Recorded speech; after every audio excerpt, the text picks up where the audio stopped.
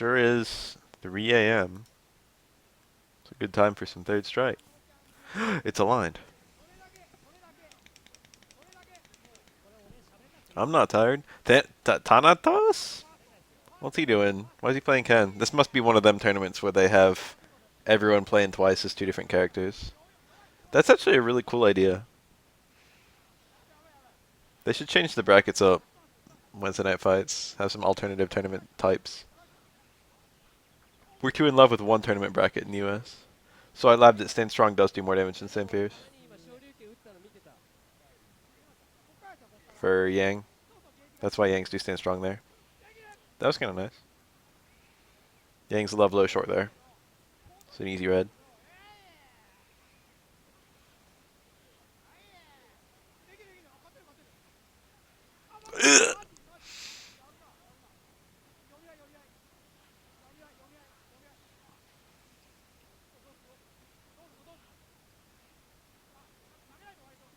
I think I saw some low parrying there. It's so scary to parry during the opponent's block string. Whoa! No combo. He had something big there. Aura's jump arc is really high, so it's kind of hard to combo off a jump heavy. But when I pick other characters, comboing on the ground is pretty easy. That doesn't help the Stand Strong isn't that fast. It's like a 6-frame normal. 5-frame normal. Easy when you're comboing into something like a faster attack. Yang's close strong is probably like 3, 4 start. I guess he was too early there. It didn't look like it was out of range. Might have been that Q was still in block stun. Okay, he might have actually had a third one. I don't know how that normally juggles. I don't normally even see it get 2 in that context. But Q's a big boy when he's being juggled. You can probably do some cool corner stuff on him. I think you can do EX Rekkas into juggles on corner Q. Like you can continue juggling him after a full EX Rekka. It's like full EX Rekkas into first EX Rekka into regular Rekkas or something like that. There's some really nutty combo that Yang can do. There's a good matchup for Yang, but I mean, who's surprised? I don't know. It's like weird because Q can just kill Yang instantly. I went pretty well. There weren't that many entrants, but I tore through. I didn't lose a round at any point. I lost, I think, or I lost 1 round. I didn't lose any matches though. I was basically unbeatable there. Alex Vi wasn't there. Remember, there was no one like a mirror, Marlieth or whatever. A Sean? Barneon playing Sean? This guy's a low tier hero. Okay, stay medium kick, that's horrible. He wasn't even, I'm not even sure if he was the best other player there. I don't know, it's hard to say. He was playing a lot of different characters. But I played someone in casuals who was like, I don't know. I don't think there was anyone there who could even beat me, let alone beat me reliably. Sean has a juggle there, but I don't know the rules. He might have to do a DP into super in order to get the juggle.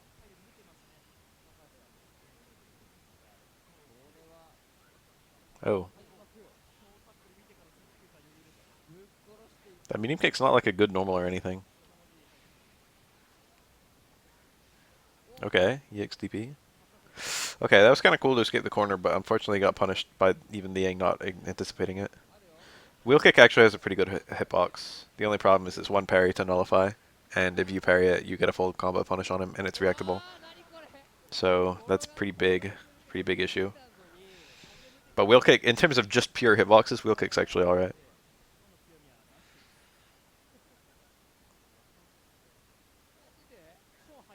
Another Sean? This one's Super 3. I would tentatively say 1 is better than 3, which is better than 2. Tentatively. I mean, I didn't play the PS4 port. I imagine it's pretty much the same shit. Okay, that was nice. That's what you do against Yang. That's anti-Yang knowledge right there. There's the TC. Sean has a TC into overhead that doesn't combo. So I've been playing the The on PC. The connections online seem to be pretty good. Oh my god, this Sean could have it. Oh, that parry! It was not even a red parry, it was blue. Hey, Sean. We got a Sean on the screen and a Sean in the chat. How you doing, S-Ride? How's that guy? Didn't you crack a guy's skull or something? Is he okay? Were you criminally liable? Were you civilly liable?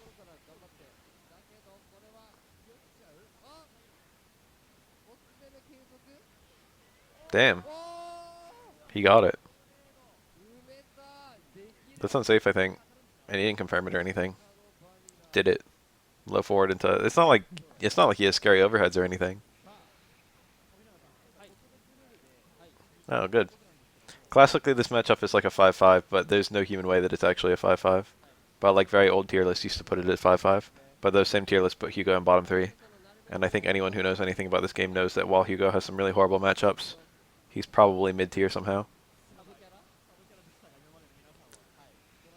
Offline, it's okay. There's no macros for triple punch and triple kick, which I kind of hate as a pad player.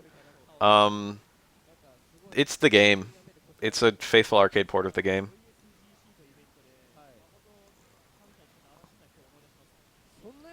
It's a good port.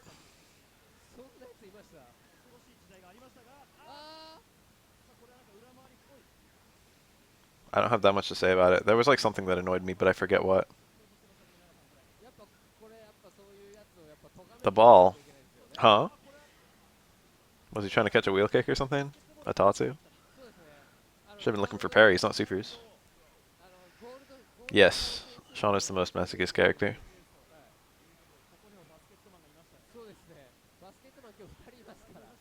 He's very bad. I would say 12 is better than Sean, but it's pretty close. It's sad to say, but it's close. Sean is like not only is Sean really horrible, but people already know the matchup without even having played Sean's because you can just play him like a bad Ken. But like 12, you can fight at 12 and have no idea what to do. With Sean, everyone already knows what to do because there's 10 billion Ken players. Oh, that was a nice jump in, but he could have gotten so much more than what he got. Not really. He couldn't have landed in clapped or anything. He could have landed and done it like a heavy 360 would have been alright. Ultra throw, clap, shoot down backbreaker. Ultra throw, clap, super. That works. You get a lot of scaling though. If you go super 2, it does like 30-40%, somewhere in that territory. But after like even a few hits, the scaling just is massive. If you do ultra throw into clap into super, already you're only doing like 30% for that whole sequence. It's not like ultra throw and clap are weak either. Okay. This is neat to see Sean footage. Yeah. I think the last time I played MVCI it was against you, and it's a shame because I like the game. Hit the ball.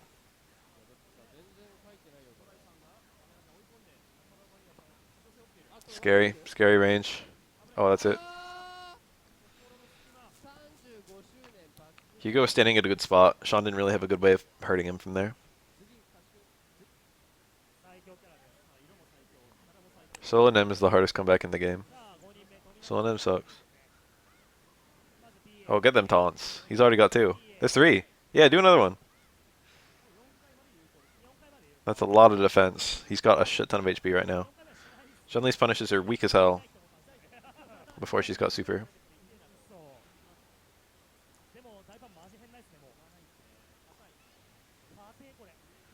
Nice. That was actually hella far.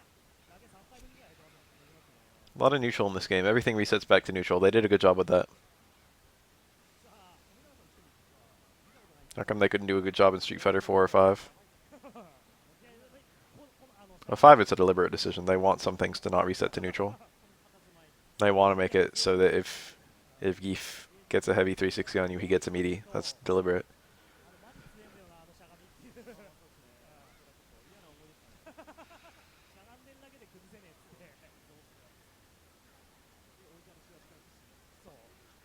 Oh, a counter to Oro. I wouldn't say so. I don't have a whole lot of matchup knowledge on that one, to be quite frank. But based on what I know of 12's tools and what I know of Oro's tools, I think 12 might actually be okay in neutral. I think he might even win in neutral, but it doesn't fucking matter because Oro can kill off a touch and 12 takes like 30 touches, and there's a good chance that you're gonna get a nice parry or just something. That almost went to time.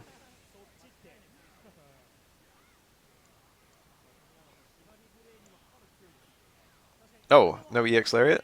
I think he actually had a Super 2 there as well. You don't see Super 2 Hugo very much, but he has some interesting juggles into it. Anytime you can juggle like an EX Lariat, you can usually do a Super 2. I hopped on commentary for a little bit. My voice sounded really funny. I don't know why. I did last week and I did this week too. I know about things. I'm actually passionate about the game and stuff. Oh yeah, 3 low medium kicks in a row. I'm not sure I've ever seen that name here. Crispy Flakes. I didn't know until recently that Chun-Li could do that back strong anywhere on the screen. I thought it was just close strong, but you can activate it anywhere with holding back. Sean had a lot of his normals changed to be really bad versions of what they previously were. Like, a lot of his normals are new in Third Strike. Like, he used to do his close fierce from close or far, I'm pretty sure. But now he has a new far fierce that kind of sucks. Or like his old far forward used to be Ken's far forward, but now he's got a new far forward with a much worse angle and like worse startup. And he used to have normals that were the same as Shoto's. Like his crouch fierce and his low medium kick used to be the same as other Shoto's, but then they slowed them down. So they got more startup and more recovery. So he had a lot of just general nerfs to normals. And then there's a few other things. They removed the link after his target combo, so he can no longer combo it into Super 3. They made it so his Super 3 is 1 bar instead of 2 bars. It was previously his best super, and now it's not that good. They removed the hit from his DP, so it does about half as much damage, and they also removed a lot of forward motion off of it, so he can't, like he used to be able to cancel into DP and have it combo, but now it often falls out. Like if you do stand runoffs into DP, the DP whiffs. Dead Strike has lots and lots of proximity normals. Or as launcher is proximity normal. It's like the fucking whole crux of the character. It's close strong. Anyway, those are just some things.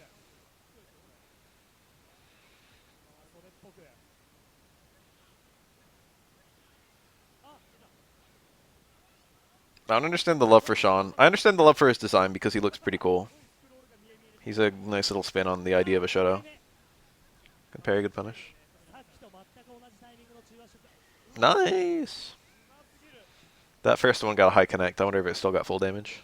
The second one was nice and deep. I don't actually know how DP damage works for light DP for Shotos.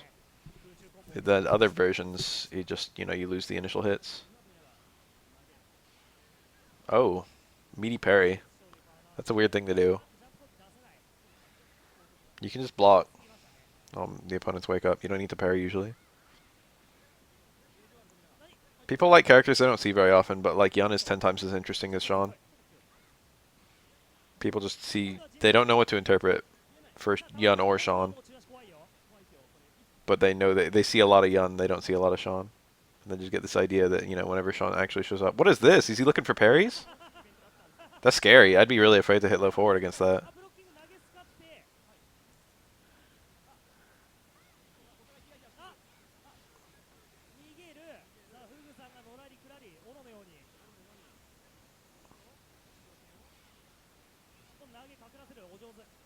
Oh, that car throw was far as fuck. That's like the absolute max range of it. Start run off super. Back for your super. He didn't even get it. Back fierce does a little bit more damage, and it's easier. He dropped the easier super confirm. Yeah, aesthetically, Sean is very cool. Aesthetically, he's one of the better characters in this game. Maybe the best. Oh, speaking of aesthetic characters. Who's this? It's kind of quiet, isn't it? I could actually turn it up a little bit for you guys. How's that? Is that better?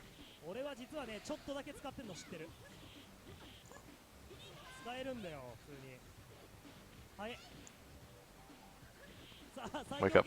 Forward parry, low parry, I think, from the Remy. This is Kuni. He's a replayer.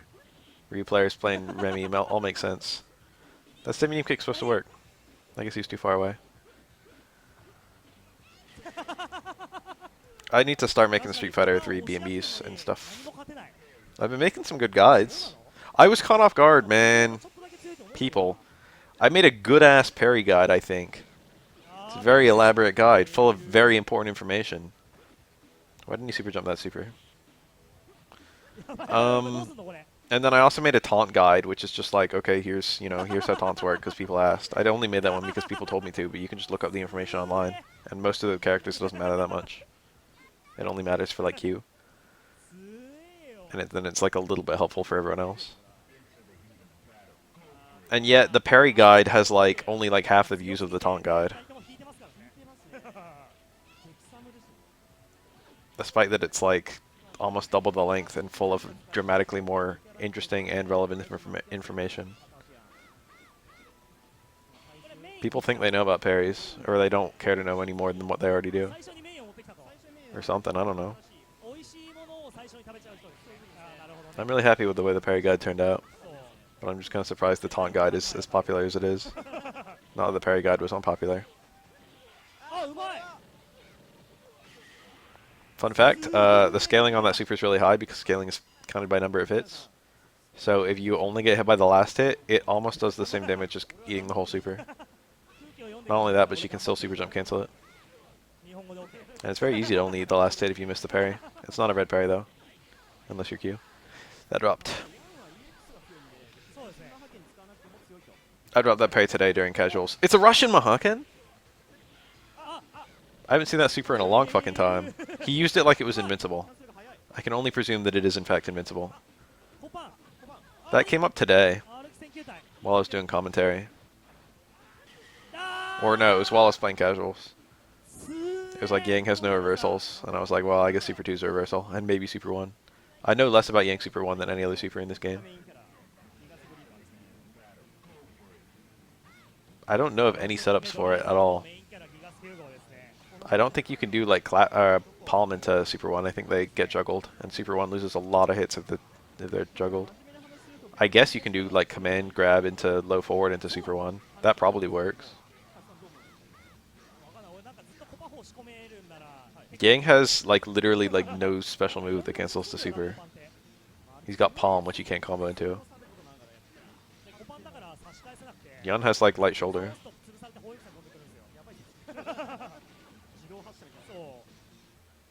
It's kind of weird to not have a special super route, I say, while watching fucking Hugo. I mean, technically speaking, Hugo's claps combo to super. And that's actually very important if you're running Super 3. I'm pretty sure that if Hugo does a clap and it's parried, and the Hugo cancels the clap into Super 1, it's actually a punish. I don't even know if you can jump out.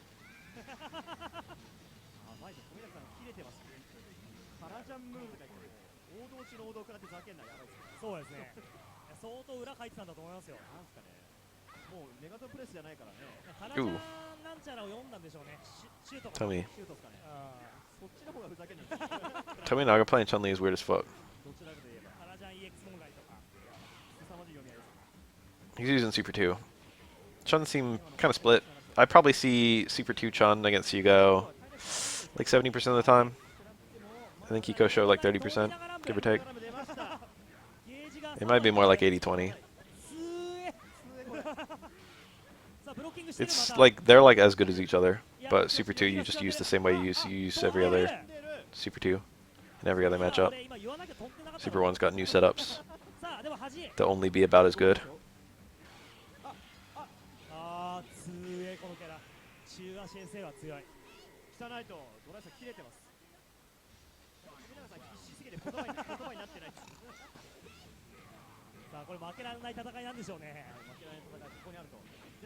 That looks annoying. If Chun-Li hits Hugo with a stand around house and Hugo's crouching, she can link super. Fun fact. Weird little link she has. See, that was one. It's hard to react to, though. But it's a link. No fucking respect. Say, I can win with one button. That's the matchup, though. It's like an A2.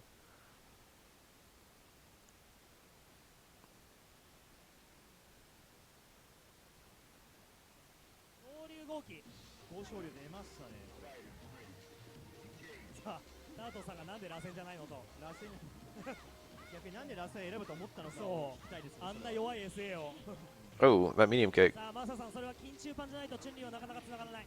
Got hit by the second hit of the overhead. I guess he was going for the red parry. That's not a super hard red parry, and there's like no risk at all to it. You beat the second hit of a stem towards medium punch. It's like nothing. And if you get the red parry, you get like a fucking 60% combo on Akuma. Depends on who you play. That was nice. This is almost dead. Okay.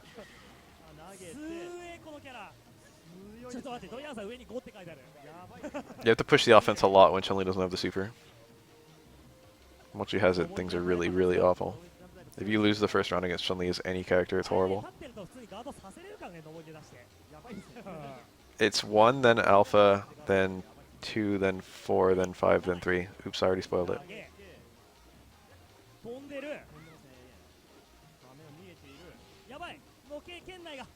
Reversal, demon flip, empty. It's hard to punish that on landing with a super or anything. It's hard to punish it in general. I mean, technically speaking, it's got no invincibility, so you can just hit him out of it with any meaty.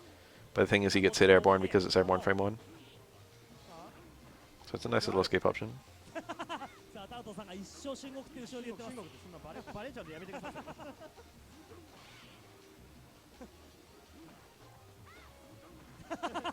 Alpha 3 has kind of questionable canonicity. Almost every single ending didn't happen.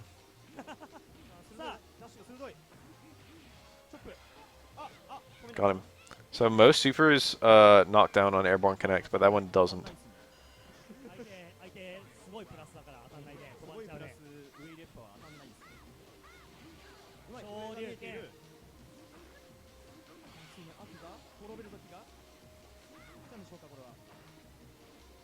Okay, inflip throw. MV jump throw. Exploiting that Tommy wants for some parries.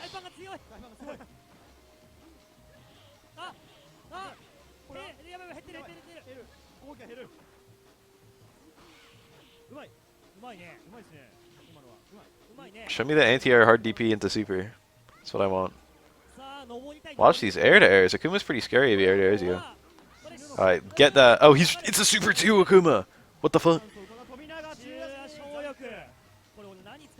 I didn't notice that until now. He hadn't used any supers. This is the first time in a long fucking time I've seen a Akuma pick a different super. I hope he finds a way to land it. Unfortunately, after the light Tatsu DP combo, no matter which super you go into, they're all pretty weak. I think Super 3 is stronger than Super 2, which is stronger than Super 1.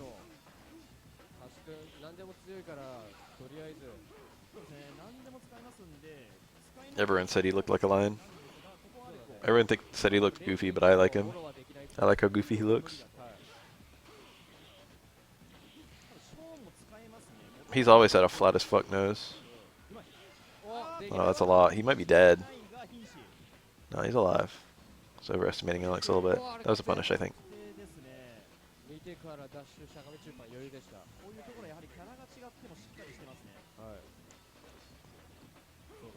Akuma's always been ugly, but they tried to go the extra mile. Never been a looker. The jab there was kind of weird. Demon flip throw. It's Kashi. Is this Kashi the Ken? Probably is. Weird ass characters this tournament. That guard throw. Show me a fucking Super 2 combo. Akuma Super 2 actually gets a decent connect mid-air. It's like the only DP style super that still does decent damage on a mid-air opponent. I guess Elena Super 1 usually gets all its hits on mid-air, which is nice. There's so many super, like, DP supers in this game that juggle incorrectly. Ken Super 2 gets full connect on mid-air. That's something. Oh, used the red fireball to give himself a taunt. How about that? If you get parried, I don't think that counts as your attack. But I think getting hit removes your taunt, right? I don't actually know that. That would be relevant information for the taunt video. Okay. Alex probably could have chased that down with a super.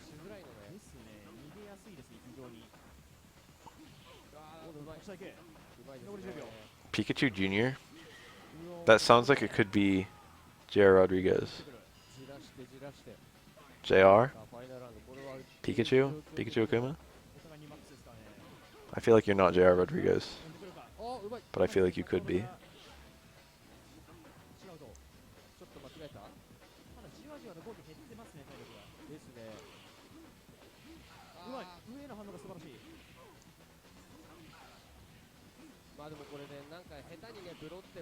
Just use a super. Just find a way. I don't care what you have to do. Land a super.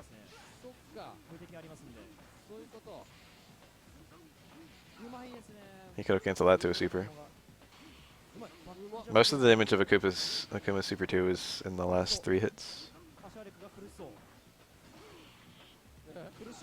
This is over. He can't even land a super now.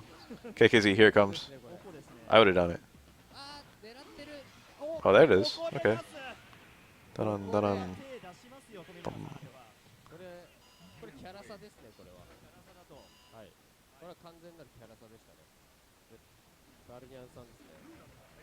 At least the Akuma one, so we can see him try and land it some more. Fun fact, all of Akuma's supers have exactly the same length bars. They're all 2 stock and they're all identical length. That's so that you can't pick a super to get an easier KKZ or an easier demon.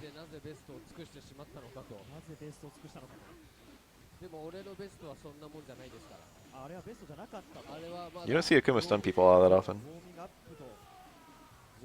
His Fierces do a lot of stun, and his DP. That's about it. Far around house, I guess. Ooh, that's a lot. Unfortunately, none of Akuma's supers are that strong. The strongest one is actually Air Super 3, followed by Ground Super 3, followed by Super 2, then Super 1. Looked like Remy went for the low parry there.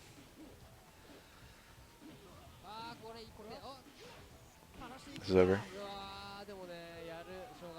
He didn't even go to Tatsu, he's just like, oh, staying fierce RDP. I guess Akuma is very cool and technical. Ooh. Alpha has a very high ceiling for every character. More so than 3 than 2, but for both of them.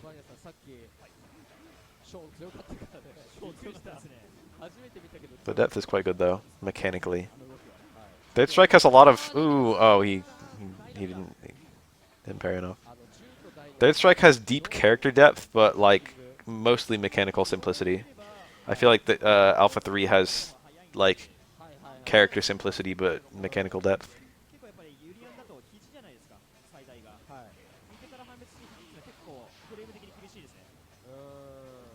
That's tight on Shotos to get both hits of the X tackle. It's very easy to get one, but one doesn't do anything. But if you get both, you get a big combo. Okay, that's a launcher in this game. I guess it's a launcher in Street Fighter 5 as well, isn't it? It's over. He went for another tackle. You get more meter build out of that. I would have done Stand Fierce fucking 10 times out of 10.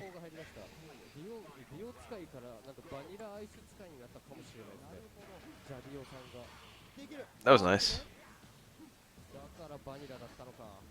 They're calling this Urian player Vanilla Ice. His name says something vanilla. Chun... Naka... I don't know. I don't know how to say that. It's like a town name, I think. I don't think it's a last name. I think No looks something like that second character. Ugh.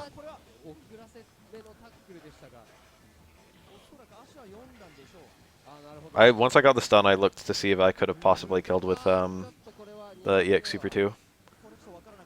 I was like thinking about how to bad manner, to be honest. See, there's the mid-air connect. That's what it looks like.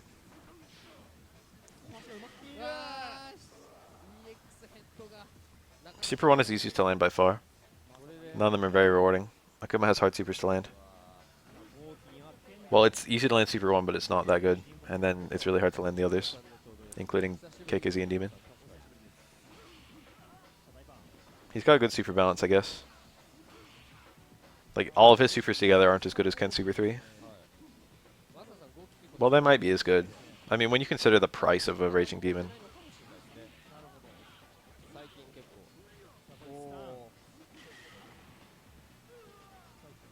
Right before my first match, I felt kind of weirdly nervous.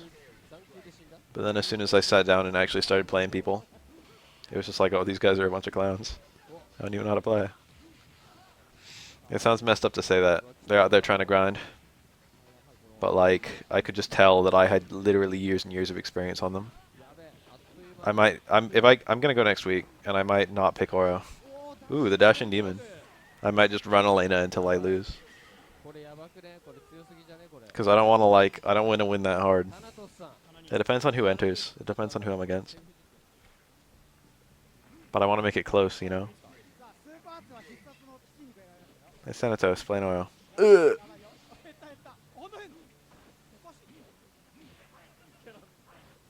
I mean, I said it while I was on commentary. I was like, I'm gonna just fucking... I literally was like, in top 3, and I was just like, I'm gonna fucking beat everyone here and go home. And then I did.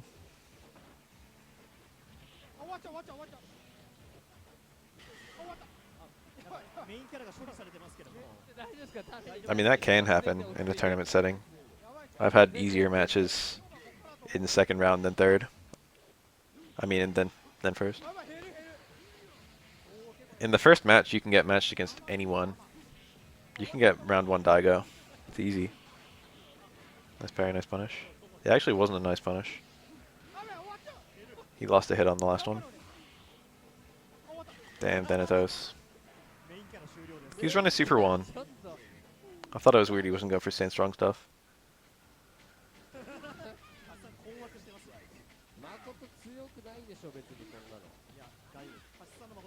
Thanatos is one of 2 auras who I basically learned the character from.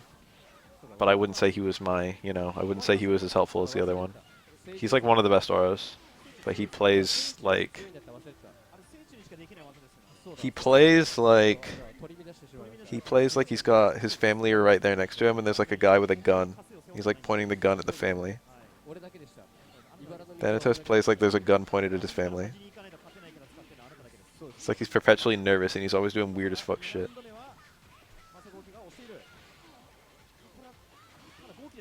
Super 1 Aura the whole bracket.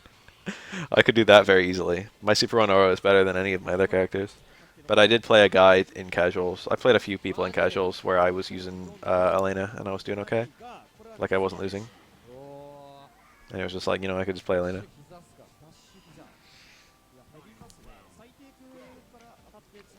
It's really cool seeing this Super 2 Akuma. It's been a long fucking time since I've seen a Akuma pick Super 2 or Super 3. I think Super 3 is generally better than Super 2. They have like the same setups, i.e. none. Nice, that's dead. Very short, confirm. No, it's not that bad. It's probably 6-4. It's probably in Makoto's favor. But if it's Super 1 Makoto, it's not as bad. But Akuma is really dominant in neutral against Makoto. Makoto's movement is very stiff. And Akuma has good tools against her.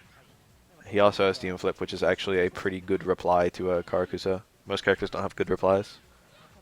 But it makes him safer. Like if she parries a normal he does, he can cancel it to Demon Flip and her Karakusa will whiff. Stuff like that. And then also it'll give him like a punish if he does it at the same time as your Karakusa. I think. Or at the very least it'll give him a mix up.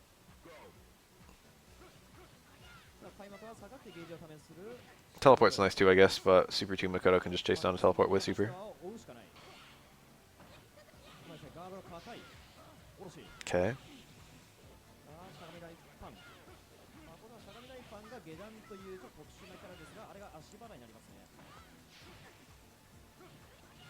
This is a good Makoto. Makoto stuns a lot of characters off of anything, to be honest. Like, once you're playing a Makoto who can do the touch of stun, Akuma's just in the same boat as everyone else. That being said, if you're fighting a Makoto who can't do the touch of stun, the touch of stun on Akuma is incredibly fucking easy. I can do it. I don't know about anything about second impact Akuma's supers. I could make an Aura Dick emote. I've already got the fucking Aura Dick emote technically. I made it a Franker Faces emote, but they rejected it, not because it was lewd, but because it didn't have a transparent background. That was probably a punish. That's quite minus. Aura struggles to punish it, to be honest. It's really far away. It's like very minus, but very far. Aura hates scenarios like that. He doesn't have a whole lot of stuff that covers that much ground that quickly. You got like stand medium, stand hard kick, which is like 9 frames or something, and that covers a decent amount of ground. But if it's like -7 and like half screen, or not half screen, but like quarter screen, Aura really struggles to punish it. If it's outside the range of close medium kick. Fugu. This guy's about half Mayoro and half weird shit. I'm not saying the weird shit's bad, but like half of it is like completely foreign to me. He does like different things than I would do in the same scenario. I don't really like the way he plays.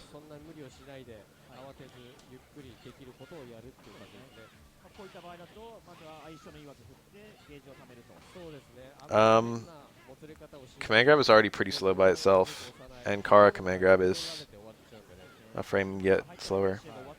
It's good thinking though. Aura's best punish is oftentimes a EX uppercut. Unfortunately, light uppercut's pretty fast, but medium and heavy are both pretty slow.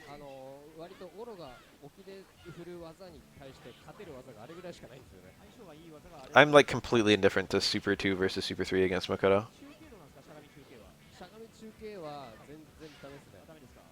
He went Super 2, which is kind of the new school. The thing about Makoto is you can't do heavy or medium super, so you gotta do light super. Because her wake up is so slow.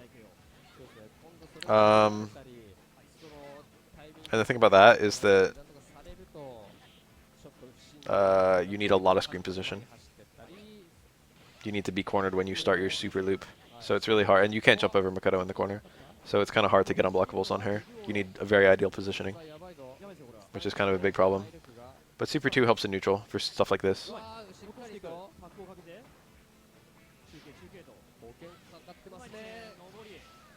And again, Super 3 kind of helps in neutral too. This is now very comfortably Aura's, I feel. Unless she lands like a miracle dash punch. I like that she went for that.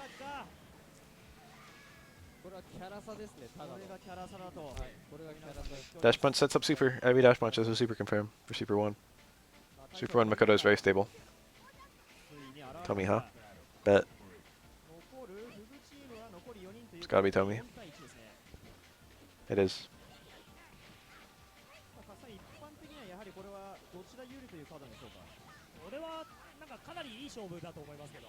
Okay. Early jump hard kick. It's a cool anti-air option. He's using a lot of that EX fireball in neutral. It forces the opponent to give up a lot of ground or take a mix-up, and almost everyone just gives up the ground. But, you know, ground is not... It depends on the characters, but ground isn't like a super-duper valuable resource in this game. And to be honest, Aura kind of likes being cornered. David Super 2 Aura. Not really. I played MVC2 when that was all happening. I played KOF13 when that was a game. Yeah, I was doing that. I haven't played an actual match yet of BlazBlue cross-tag battle, but it kind of gave me the impression that I wanted to be honest. I'm thinking about learning it in the next couple days. Looking up some character B&Bs and doing some combos, and then hopping online and seeing what happens. If I figure out some B&Bs, I'll already be better than probably a lot of the very basic players. But then again, it's anime players. They understand that, like, you know, anime players actually learn combos. Yeah, I did play the pony fighting game. I got pretty good at it.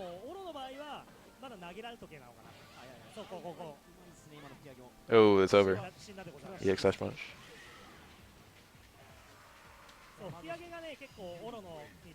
I don't know if Makoto can do lights into EX dash punch. I feel like she can't, but she can do like stand strong and low strong into EX dash punch.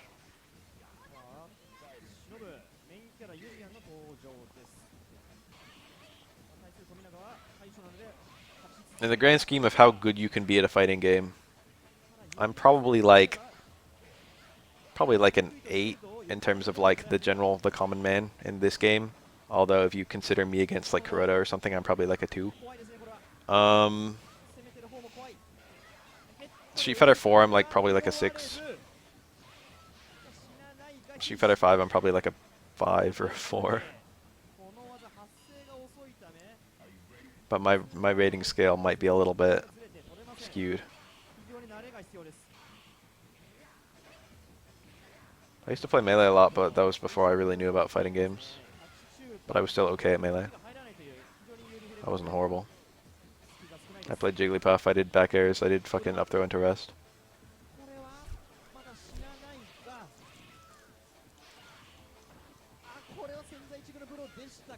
No feeling in this world better than fucking landing a rest.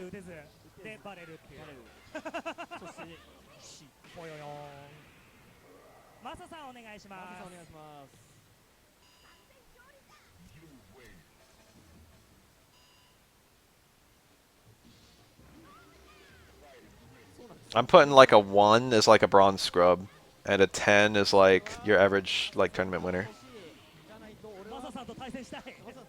Your LPN. I like how I said LPN, but like LPN only won like the first Street Fighter 5 tournament. Like I've made some progress. I'm an okay Street Fighter 5 player, but I'm pretty fucking far from the top.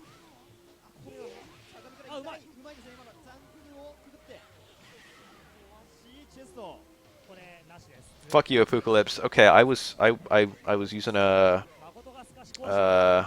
pay machine. What do you call them things? Meter for like parking meter. And I took out my quarters, okay? And one of them was a fucking Canadian nickel. Silver coin, approximately the same size. I brought 4 quarters and a Canadian nickel. I needed 5 quarters. There's a fucking beaver on it. Thanks, Canada.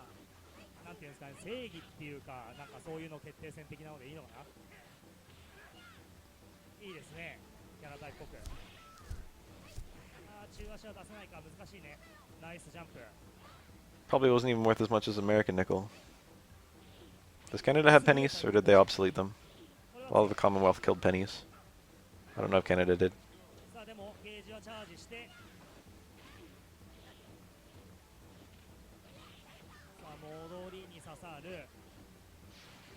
Super Smash Bros. Ultimate, I actually want to watch it. It fixed a lot of the problems I had with Super Smash Bros. From a spectating perspective.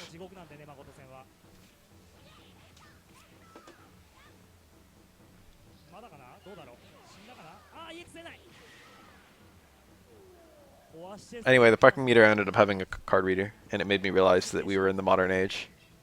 Because the other parking place I went to had a card reader, and now fucking parking meters for like individual spaces on the street have card readers. It's just like, wow.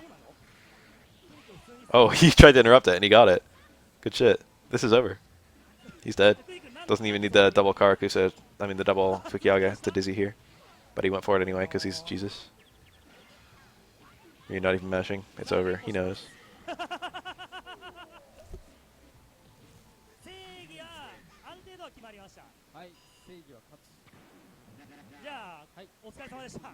You don't see a lot of people try to interrupt the Denjin. It's risky. Very risky. Alright, what the fuck is this? Came out on its own. Oh, that looks like Daigo Mahara. That looks like Jobin. My gripes with Smash were I think damage is dealt too slowly. You have to get to like ridiculously high percentages before kills happen. And they made it so in 1v1 you do more damage. Which I like a lot. I like the hop attacks. I like the directional air dashing. I mean the directional air dodging. And then I like the if you roll too much, your rolls have less invincibility. So all of those changes were like gonna make the game a lot better to spectate for me. So overall, I was like, this actually looks a lot better. I don't know if I pick up the game yet. I've heard Mario is okay in that game, and I kind of like the look of him. I heard Mario's pretty good in Smash 4.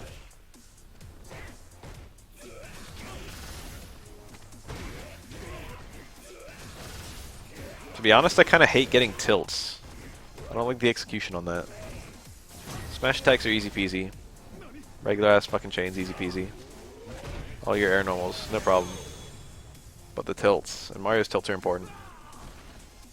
They're like his really good normals.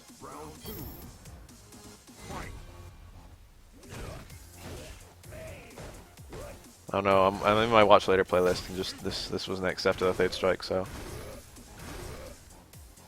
It's Jobin, remember him? Replayer? He's like, who can I be a nut with DPs with? And he found a Kelly. You can't play the way Jobin plays in Street Fighter 4 in this game. Oh, I wasn't happy about Ice Climbers, to be honest. I don't like them. Nice. Oh, I didn't know that. That's cool.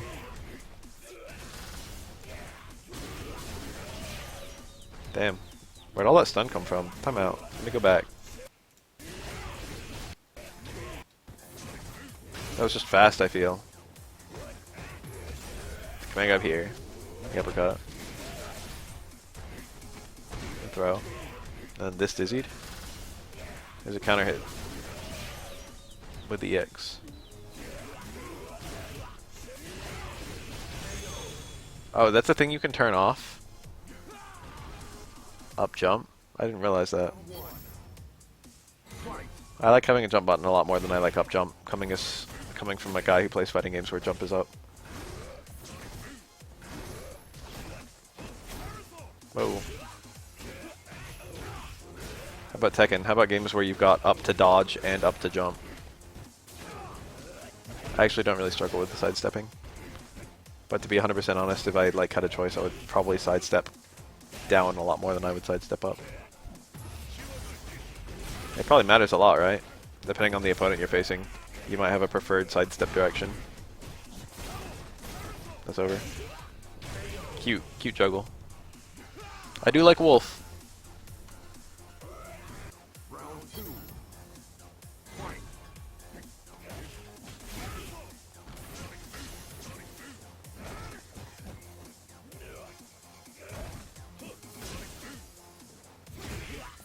Nice. Oh. Oh! He went for sweep. I haven't seen that in a minute. Anyway, the chances of me picking it up are actually pretty good, I have to say.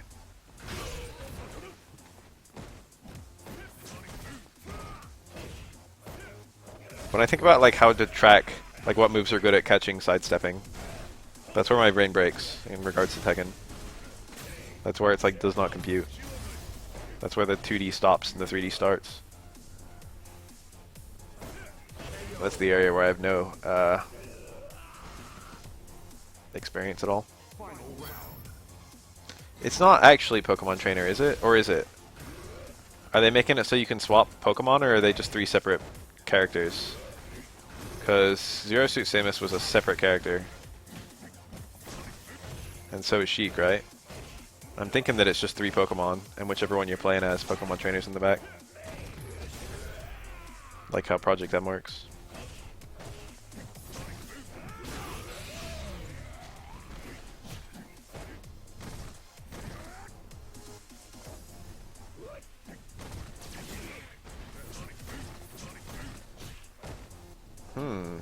Could really be Pokemon Trainer then. Alright, I gotta be honest, like, I hope it's 3 different characters. Cause I'd play probably one of them, but I don't want to play all of them. If I played the new one, I'd probably play Mario. But I might play like Lucario or something. I like Lucario. Or like a space animal. I like all the space animals. Wolf.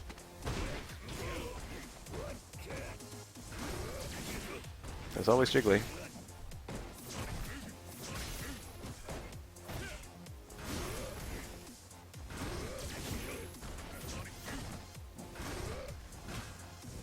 He's doing so much of the ground pound. Every single one of those is weak to a jump. No, I play Ivysaur. I remember liking Ivysaur. You know what's kind of funny is that Ivysaur is heavier than Lucario by a pretty comfortable margin. But in the Pokemon games, Lucario weighs like double Ivysaur. What's up with that? Why is Ivysaur so heavy in Smash?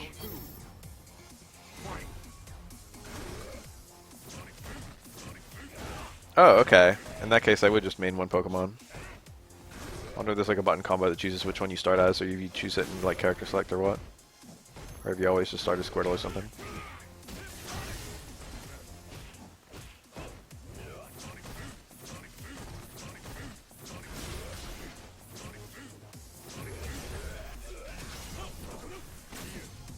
Nice tech. Oh. It's Ivysaur.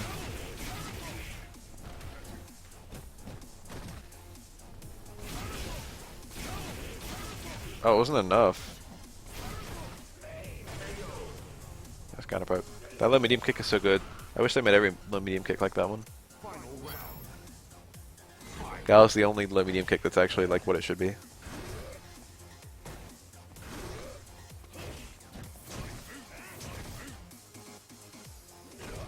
I mean, it depends on what you mean by actual combos.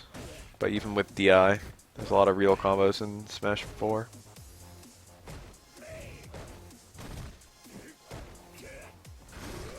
New Fire Emblem looked kind of... I mean, things about it looked kind of cheap. But it looked like kind of a return to form. It looked like they were kind of, like, ignoring the waifu shit. And it looked like... The combat looked a little bit like a halfway between Advance Wars and Fire Emblem, which I'm fine with. Okay with that. The character design looked a little bit more basic, but I like basic.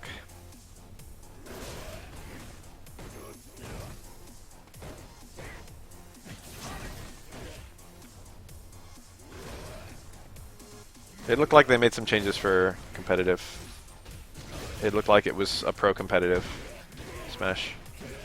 So I kind of like that.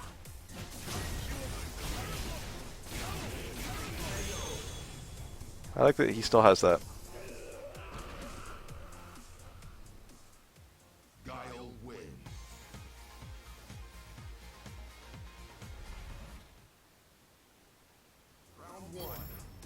Who's this?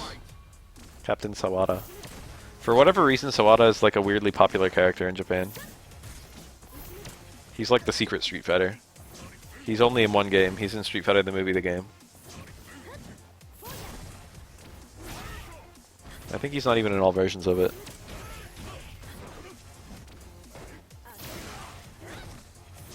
The most cryptic Street Fighter character.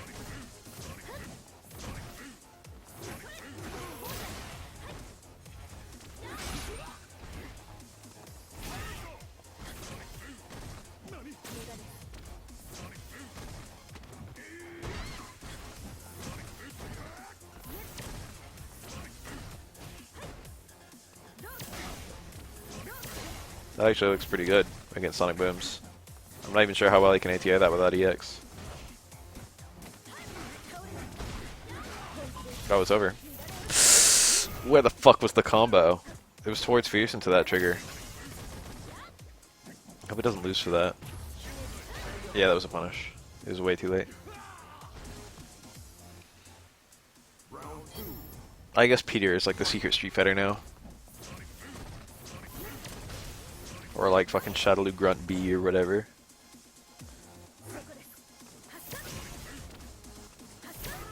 Yeah, see that? That's good against his booms, and it's safe against his flash kicks.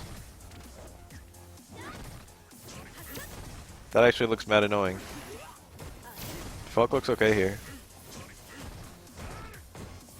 I don't know though, because like that's not all she has, but like what she has besides that is not nearly as impressive as what Guile has besides.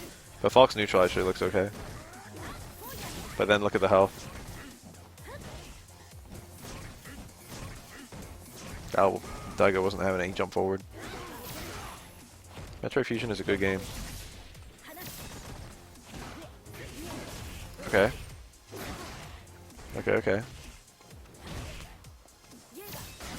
Okay, okay. Depends on where you are, but these air fireballs are all kind of low. I actually already did that. There was a stream of me doing it. There's also streams of me playing, I did Doll Casuals and I did Peter Casuals. So not only did I mess with them, I also played them online. Against other people with the same mod.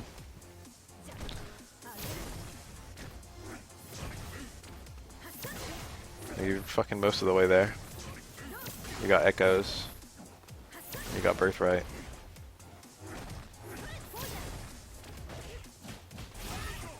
I don't like all the new weapons and classes in Awakening, to be honest. Or not Awakening, in whatever. The other one. Fates. I don't like most of the characters, too. I don't like most of the characters in Awakening, either.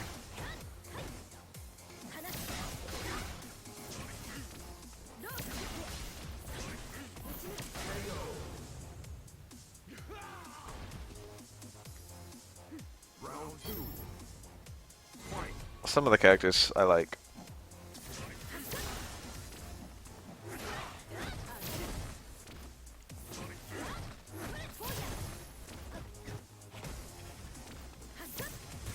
Dash, low short, low jab. I guess if that hit, she would have released the gun and then done a super.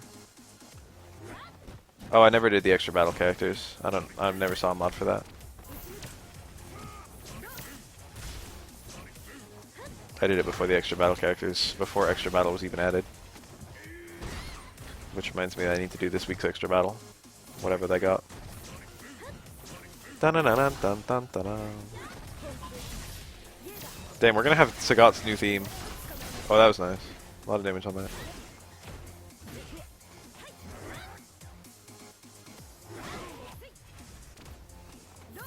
A lot of things with Awakening are just, or like the 3DS ones in general, are just annoying on a second playthrough.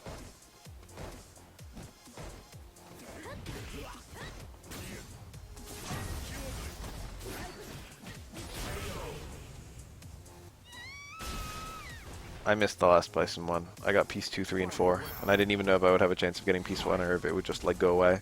I didn't know if I wasted all my, you know, Bison bucks. I've never missed one before.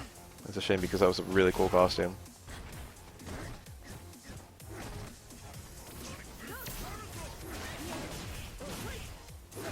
Like, the supports are like a very mild nuisance, but they're so easy to just skip in the GBA Fire Emblems.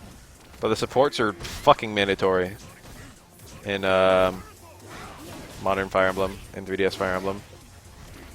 And once you've read them once, already they're pretty stupid, but once you've read them once, you know what's up. So they're not so interesting. The G stands for Grappler. The G stands for Goat. That's a really good fault. That ass. They must have spent a long time modeling that ass.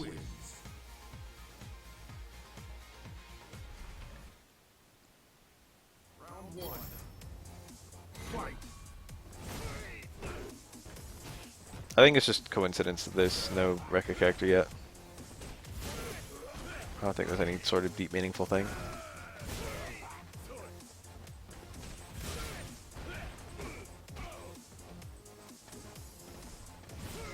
I think the gameplay of both Awakening and Fates is actually pretty good. It's just like a lot of it's a little tedious. I like pair up as a mechanic, especially in Fates. It's very thoughtful. In pair up was something only you could do, really, in Awakening, and also supports were something only you had. And you still are the only one with supports, but now that the opponents can do pair up or like benefit from standing next to each other, it's actually, you know, a much bigger deal. It actually seems to be working correctly.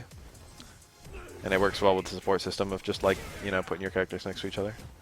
I'd want it to be like, okay, this is how support should work, I feel. If your characters end a turn somewhat near each other, within like 2 panels of each other, they get a support point. I would also accept characters join the same battle together. That's how honestly I would like to do it. It's like have X battles together. It's like 10 battles together, fucking B rank. 15 battles together, A rank, that kind of stuff.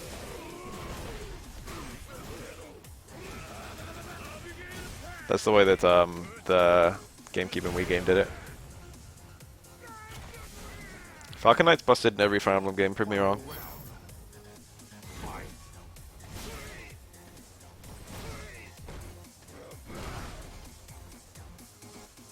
It'd be smart marketing if they made Ryu good. Just make Ryu top 1, no one's gonna complain. Literally no one will complain if Ryu's the best character in the game. People barely complained in Season 1. People complained about Chun-Li. People didn't give that much of a fuck about Ryu. And even then people knew that like there were a couple other characters who were... I heard a lot more complaining about Nash than Ryu.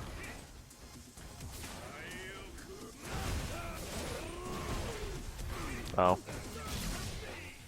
Don't stop me. That's like a signature phrase, Japanese Balrog, and yet it's not even good English.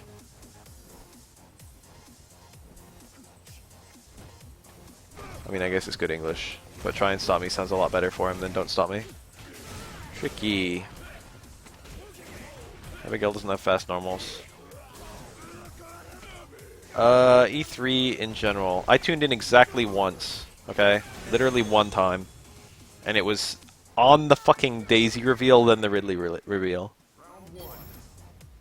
FE6 is really more unfair than hard. FE7 is easier than 6, but the difficulty's more legitimate. Like, it has more genuine difficulty. FE6 is only hard because, like, 70% of the way into a match, into a fight, into a map, some important NPC will spawn, and then, like, fucking... they'll be recruitable, and then enemies will also spawn, and it'll be nowhere near you. Or, like, shit like that. Like Klein. Or fucking Tate. I had a lot more trouble with those two than I had with fucking, like, you know, enemies. It's just annoying. Enemies spawning and attacking on the same turn is always annoying. But then just like, you know, when the game just hits you with some bullshit.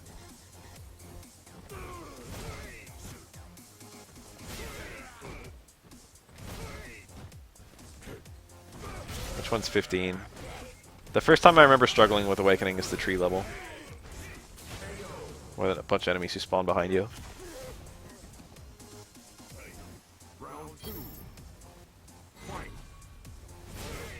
To be honest, I actually really like making it so characters don't perma-die. The newcomer mode or whatever it's called. I did classic mode for my first playthrough of Awakening, and then I realized that I prefer not to care. I'm totally okay with just letting a character die at the end of it. It makes the game so easy.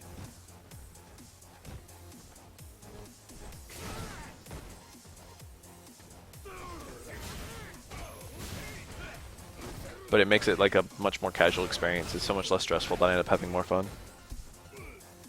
It's so aggravating to get like 80% of the way through a level and then just die. No, I don't fuck with any SMT. It's one of those games where I kind of want to play them, but like I haven't yet, and there's so many of them. And they're so like, you know, removed from other games that I play, that I probably won't actually play them. That was a level 1.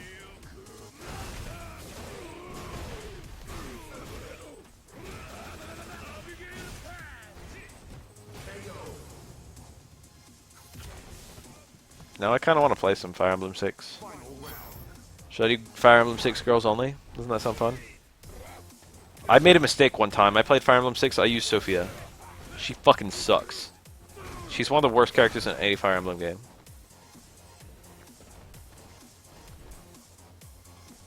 I couldn't believe how fucking bad she was. Like, I'd rather use Yodel. Whoa. Restart my computer. Important updates. I ain't about that life.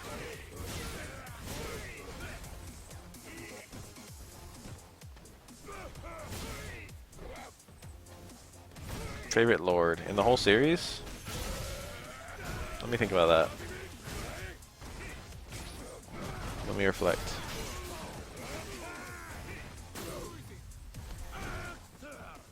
Hector's okay.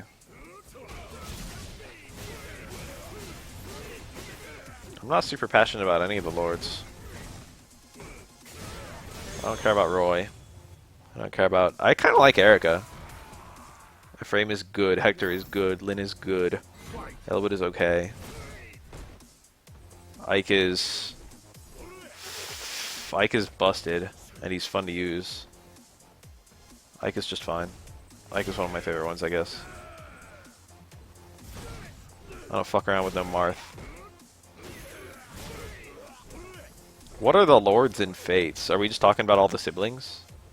Are they all lords? They're all like generic characters. I mean, they're generic classes. There's like the tactician. There's the 2 My units in 13 and 14. So I kind of haven't prepared for the BAF Cup at all. And now I'm not even sure I'm going to enter. Chances are I'm going to be playing Street Fighter 4 all tomorrow. Trying to prep. It'd be pretty limp if I didn't enter.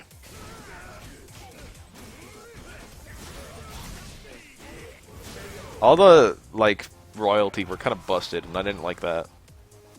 It's hard to find reasons to use the retainers. It's not like the retainers were that bad either. Like, to be honest, what's his face? The dude Weed Lamau. Fucking guy. Healer. In Birthright. He was probably better than Sakura. And Sakura was one of the sisters. Azama, him. He's actually really good. But like, fucking Ryoma or whatever is good as fuck. It's T-Hawk, Hugo, and Zangief. Big boys.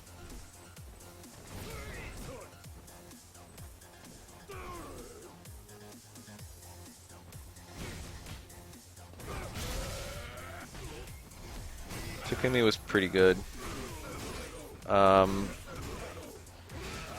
What's her face? What's her name? The peg.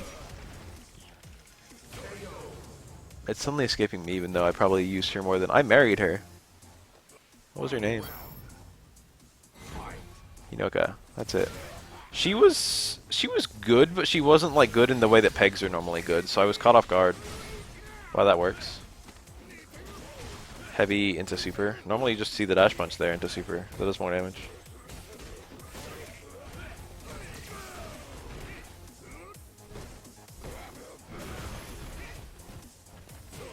Hinoka's like a tank, which is like the opposite of what pegs are supposed to be.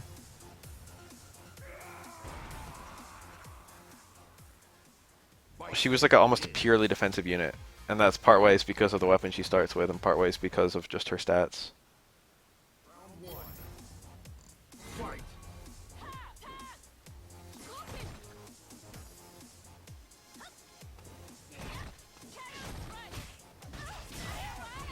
Verloren. Human bomb.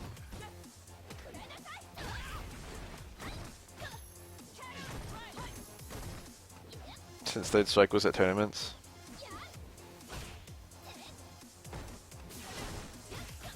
It's free as fuck. I shouldn't even be there, but to be honest, like, it would be even worse if I wasn't there. Like, right now I'm fighting a bunch of people who can't even fight back. But, like, if I wasn't there, it would just be bad Third Strike. And it would be boring. I'd rather watch a blowout than... I'd rather watch one good player and one bad player versus, like, 2 bad players. I think most people are the same boat.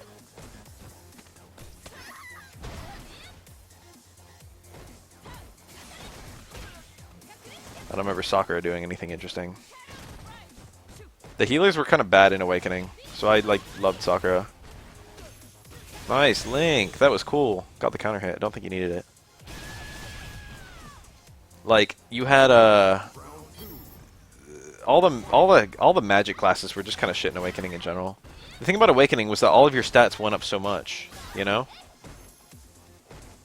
Every single growth was so good that it sucked using Lissa and her fucking shitty ass defense. Or God forbid, Maribel and her even lower defense. That was annoying. There's no reason, like, I get that they should have low strength and high. They're also bad for, like, having kids with, for that reason. Because they've got actually low stats. I get why they have low strength and high magic, but, like, having low defense as well is just so bad. That was just pretty good. But Maribel is actually one of the worst characters in the game. And this is not much better.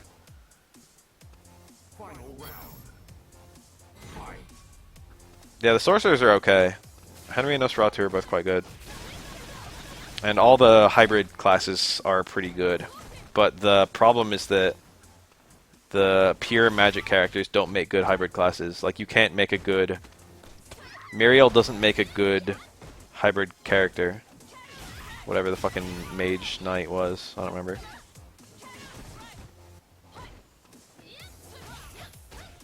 I didn't like the lack of cavaliers. But then again, I played Birthright. Conquest probably has more. I like calves.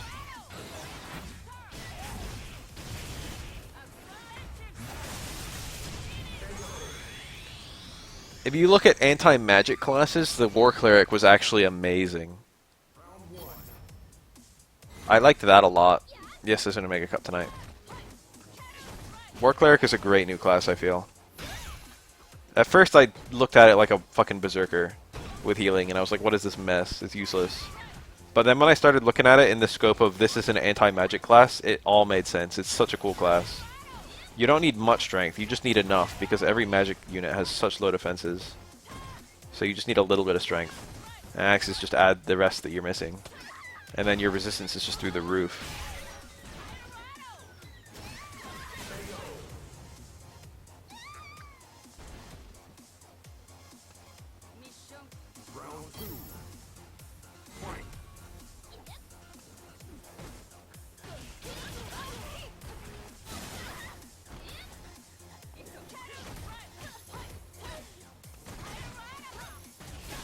I actually feel like Lissa as War Cleric is probably better than Lissa as Sage, even though her stats work so much better than as Sage. War Cleric has better, like, skills too.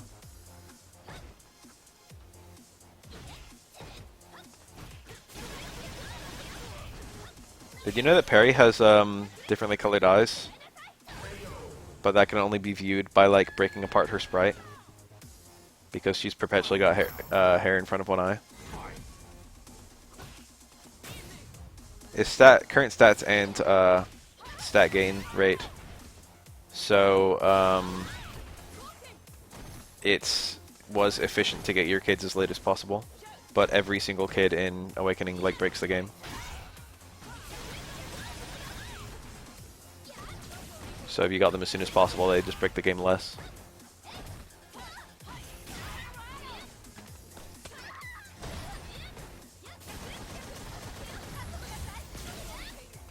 Technically, like, a lot of characters can be almost any class. Because of the way the friend, like, re-promotions work.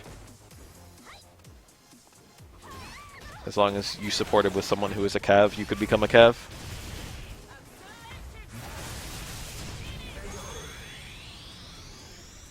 I like the branch promoting, but I don't like the reclassing. I like it in Fire Emblem Fates, it doesn't lower your level to reclass.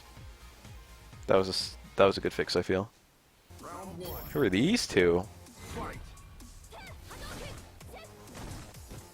It, like, raises the bar to grind way too much. You shouldn't be able to grind that much in Awakening. Resetting your level to 1 is just not something you should be able to do.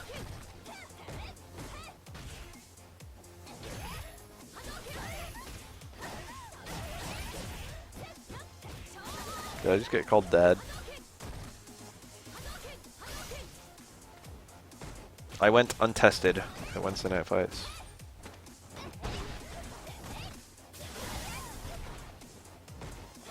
Ooh. Oh. He could have done it instantly there, I think. You need a little bit of forward walking, or you just need to delay it. But he wasn't point blank when he got the back fierce, so it was hard for him there.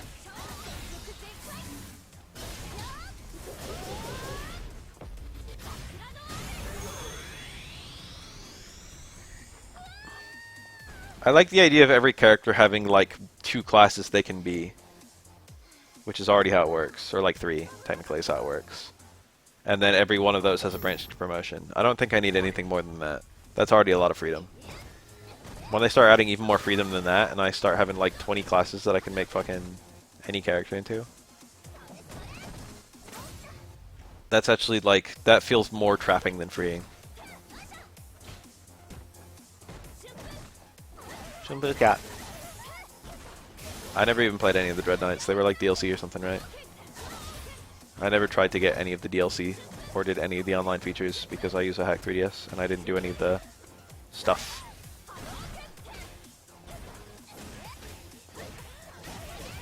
I like to be a little bit confined. Oh, cancel. Yep. That was the wrong route, maybe. But he had to use EX otherwise.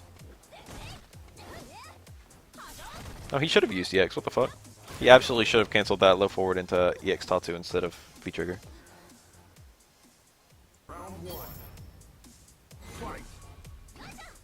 Yeah, FE8 is like my ideal. And it looks like Awakening tried for that, and Fates. It looks like that's what they were going for, but they did a really bad job emulating it.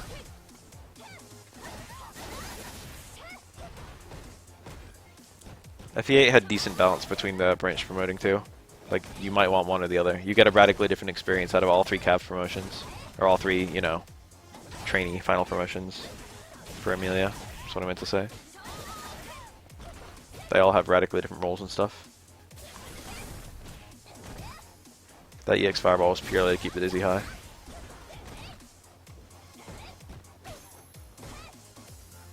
Yeah, supports just destroy the game. The hardest part of Awakening is literally the early game. Especially with the fact that you can grind. I feel like you shouldn't be able to grind in Fire Emblem games. There shouldn't be a world map. I have mixed feelings about the removal of breakable weapons. I guess I like it. I didn't like weapon nerfs. I liked weapon buffs. But I didn't like, oh, this weapon makes your fucking speed drop 10. No matter how good your stats are when you're using it.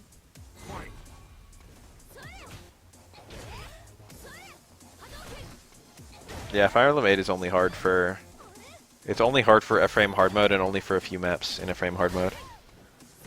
Thank you for the sub. The problem with grinding is that, like... I mean, you could fairly easily you could skip the random battles in FE8, but if you did even a few of them, you were over-leveled.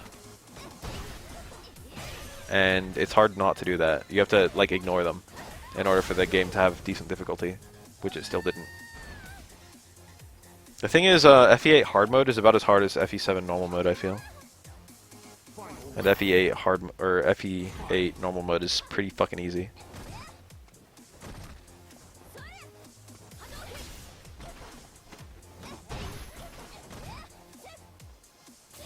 Damn, there are so many people who are saying I look like a fucking old ass man, 40-year-old man. It's my hair, it's thin. I've got really thin hair. I didn't choose this life. If the last hit of the Tatsu hits, you always have to juggle the late DP. No matter what other hits connect. Yeah, I mean, Seth is like a... I never even use him, but he's pretty obviously... I don't know what BGC is.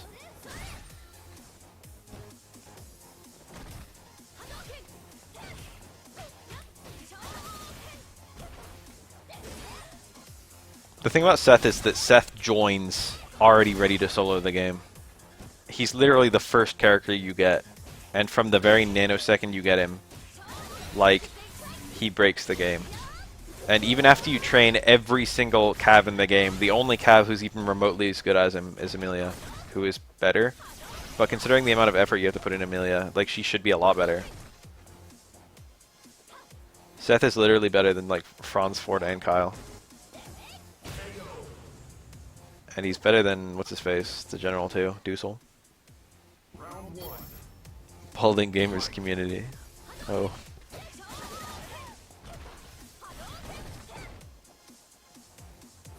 I like the way that Sakura's Charge Fireball works so much more in this game than Street Fighter 4. Bafa Elder. Wallace is only trash because you're forced to pre-promote him, and then you never see him again if you play the game well. Wallace has They're not better than Oswin, but they're like not way worse than Oswin in terms of stats.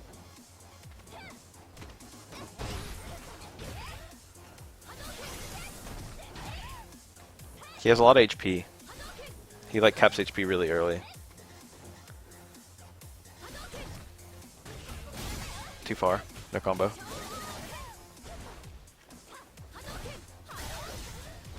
I don't consider my name to really have a wrong pronunciation. People can look at it and say it how they like. Oswin is probably the most unkillable character in all of FE7. He's extremely good, but I almost never use him. I don't like his move. That's it. I hate generals. That's all. Everyone has characters that they hate. For me, it's generals. I don't like using them. I love using clerics. I love using archers. A lot of people have hang-ups on those too. Do not like generals.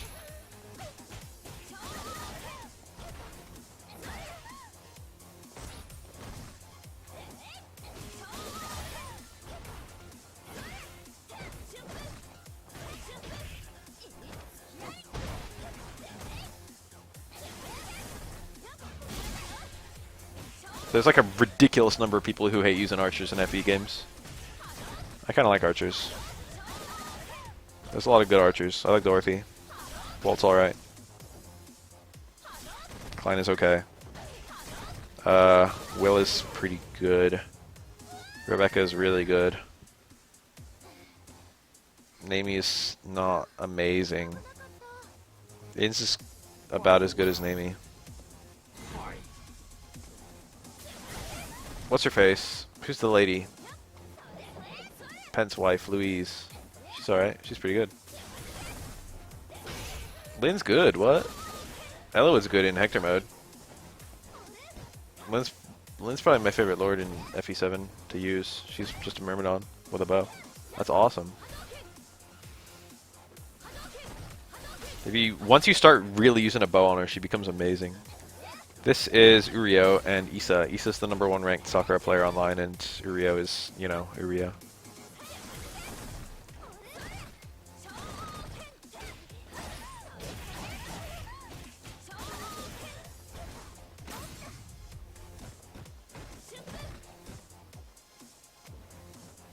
Elowood is he's only bad because his starting weapon is so heavy and because he promotes so late. If you can promote him early in Hector mode, you start realizing he's actually an amazing character. Is that low shorten to activate? I like how they're both using VT1. It's over. Oh yeah, Wrath. He rejoins too late. His stats are quite good. Lynn's not fucking sword lock, she's got a bow. And she's got 6 moves like every other fucking bow user. She's only sword locked for first promote. And she's really good for fucking most of the leveling you'll do. The only problem with her, I think, is she's kind of frail. Low defense. But that stops being the problem once you put a bow on her. Necre rate's high as fuck. All the lords in FE7 promote too late, but whether you promote... She only promotes late if you promote Hector early.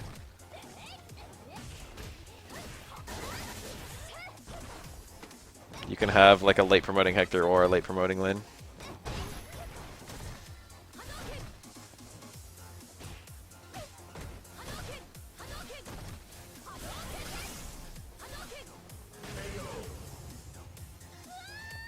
Super cheap. Let me think. What's like the best variation for like if you've never fought this variation, you just die instantly? I don't know. Ice clones, maybe. A button smasher.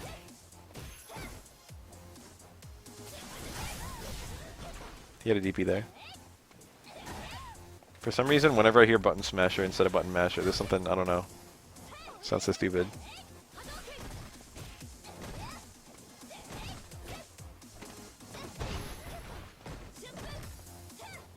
Even though it's the same fucking thing.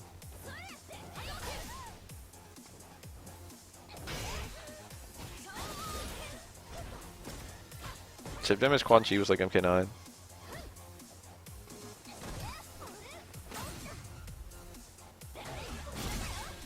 Oh. He had to do a little bit of walking forward. I don't even know if that was available for a combo. Yeah, like everyone is... Milene is not strange in the context of the game with her toolset. Milene's got like a 50-50 to make her... where's the DP into super? That was over. There it is. Is that enough? Okay, that was close. It's like right about the same amount of chip that that super does. Round one. Fight.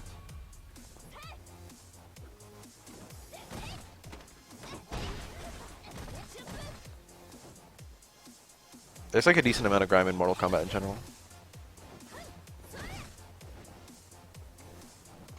I asked this week, I was like, will there be Third Strike next week? And they were like, yeah, we're going to do it for a while. And I was like, okay.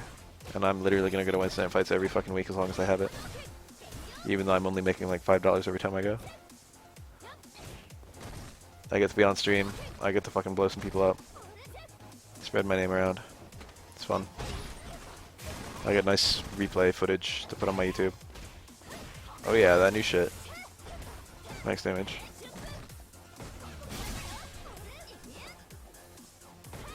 I'd have had a much harder time if I was there.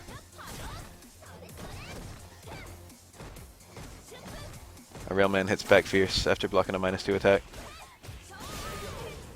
Block something -2, hit something 7 frames. Who cares if reversal throw beats it? Round two. Fight.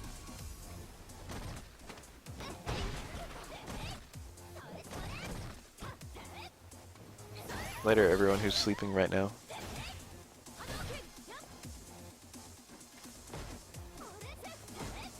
Man, Sakura mirrors are kind of cute. Ooh, got him. Watching this game is kind of making me want to play it. But I don't think I will tonight. EXDP anti-air. I did commentary on Third Strike last night. My voice is sometimes... Last time I streamed, I was on commentary. Last time I was on commentary at Wednesday Night Fights, my voice didn't sound anything like me. This time it was like going back and forth. Sometimes it sounded like me, sometimes it sounded like a fucking... It sounded so monotone. I get people telling me I sound monotone here and there, but like... When the low parts of my voice weren't being picked up properly, it sounded a lot worse. Oh, okay. Which Chun-Li? Street Fighter 3, 4, 5? The character in general?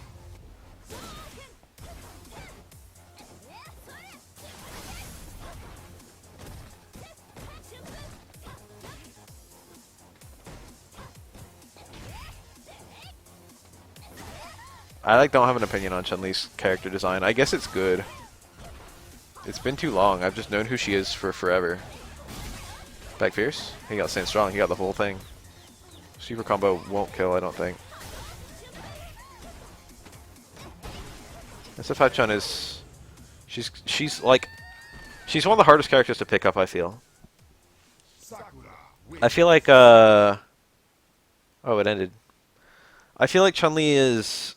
At a very... If you're like a low-level player, she's not very rewarding. A lot of her good stuff is really hard to do. Like instant air legs and links into spinning bird kick and stuff like that. But she's got a pretty high ceiling, so if you stick with her, she can win tournaments. But she's probably like... I feel like she might be like secret high tier, but she's probably mid tier or even low tier for the common man.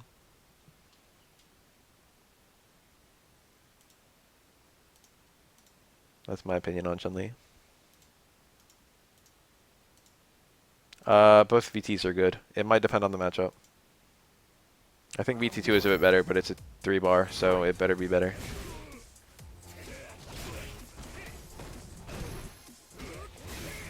I think if there's a secret high tier, it's probably Chun-Li.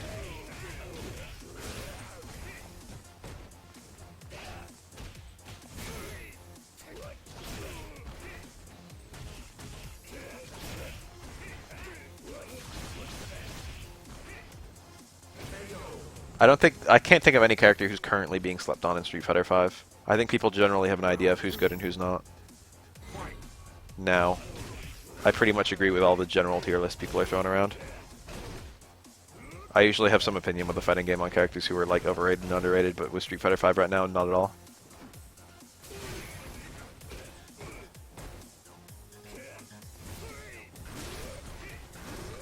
I don't know, these are just replays.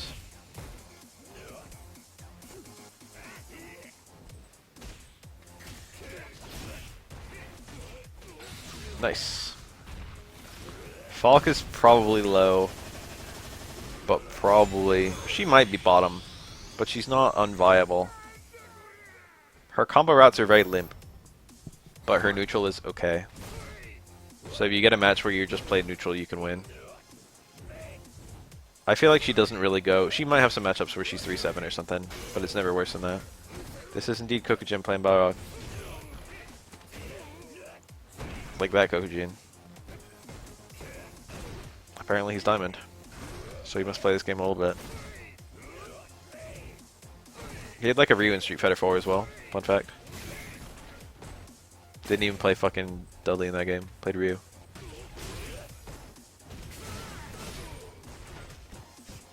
Wonder if Kokujin used to watch Smug replays. Wonder if he does now. I like SF5 Chun the most of any Chun I've ever played, by far. But she's still not quite what I'm looking for.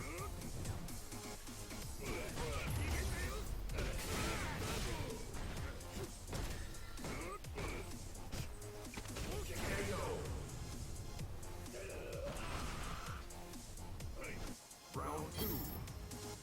Fight. Beating armor's pretty cool. That's a lot of the cast. But Strike Chun is nasty. She ruins the whole game.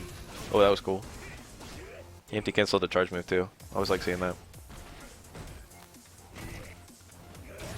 I think Zangief is already viable, but he's on the low end of viable. He's like one of the least viable characters. It's VT1. Zangief has bad counter picks, but he's okay in most of his matchups. I think people underrate him a little bit, just a little bit. But I do think he's probably low end these days. But he's not low end against most characters. Against most characters, he's fine. I don't know about Urian. Urian's another one of those characters with a high ceiling. I think he's probably mid, but maybe high. It's hard to say. He's like got good neutral, I guess. He got nerfed a lot, but the nerfs were like, you know, fairness things.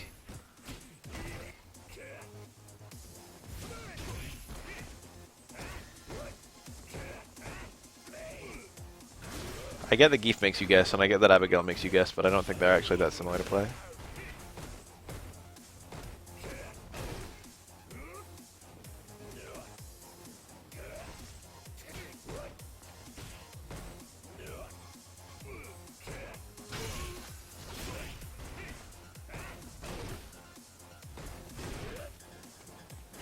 Zangief has a lot better of a capacity to whip punish. And he's kind of safer. He can choose his battles more carefully. Abigail, even when he's winning, he's kind of got to take risks more so than Geef does. I feel like Geef is like better for sitting on a life lead and stuff. Hi, I'm doing alright. One wins the net fight, so that was cool.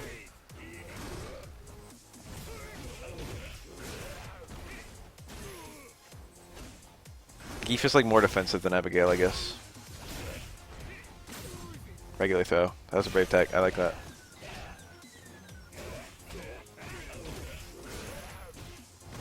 That was cool. Low short reset into Samurai House. Probably meaty, so it wasn't minus. Or it wasn't minus as much.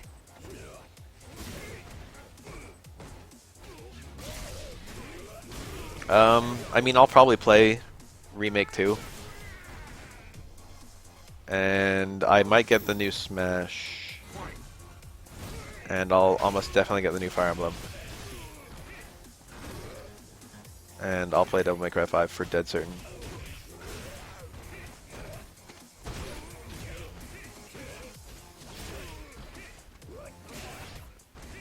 When I think about who's unviable in Street Fighter 5, I guess Zangief is one of the most unviable characters. But that's purely based on the fact that he has counterpicks at all. Whereas I think most characters don't really have a significant counterpick.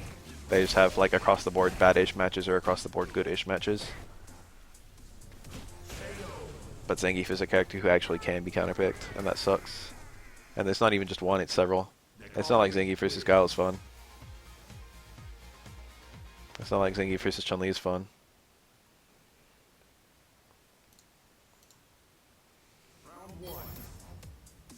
And then you've got shit like Zangief versus Minot and Zangief versus Sim, which are like horrible.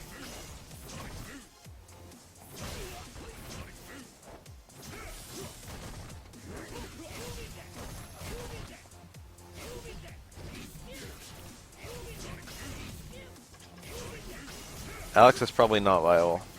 I mean, we haven't seen Alex win anything big, so that's pretty much, you know, pretty much how it goes.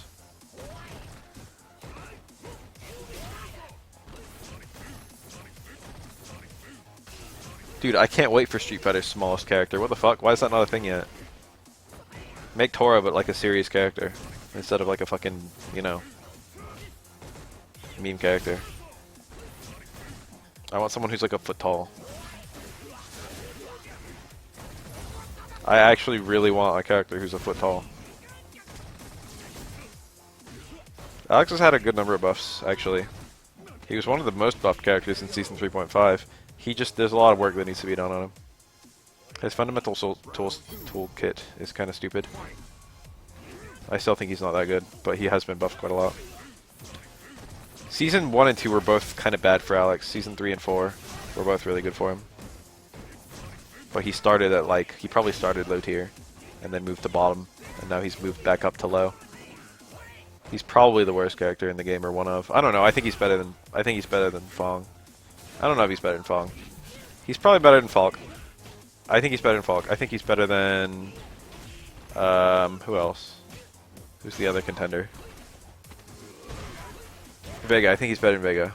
I think Alex is probably like the third worst character in the game.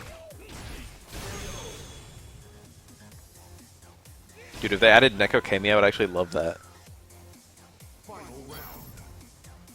I would fucking immensely enjoy that. That'd be perfect. Someone does fucking concept art for that. What about Ken? I don't think Ken's that bad. I think he's probably the worst Shoto. No, I think Ryu's the worst Shoto. But I think both of them are pretty close to each other, and I think they're both in lowish tier. But I don't think Ryu or Ken are that weak. But that's me. I think there's a tier gap between like the likes of Alex and Falk and whatnot, Vega, and then Ryu and Ken. I think there's a power gap there. I think Ryu and Ken are way better than those fuckers, but they're still bad, bad-ish. I think Sim is. It's hard to say. Hard to say for Sim. I think he might actually be kind of bad, but a lot of people don't know the matchup, and he has some nice matchups where he's like a counter pick, and everyone plays him really differently, so it's hard to learn the matchup. And the matchup is already like the weirdest matchup you have to learn. I think he's probably worse than he does in tournaments, but like he's got a lot of inexperience that works for him. I'd probably put him at like mid tier. But he might secretly be low tier. I don't think he's like high, but I could be wrong. I could be wrong about all these opinions.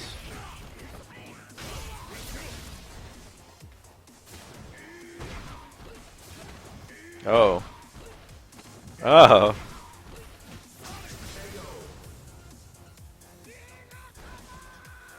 -1 green hand armor? No. Do not give armor. Do not give an armored safe move to any character in the game.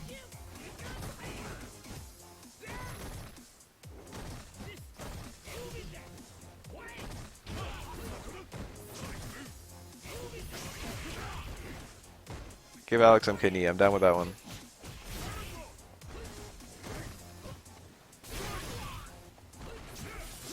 Mega down with that.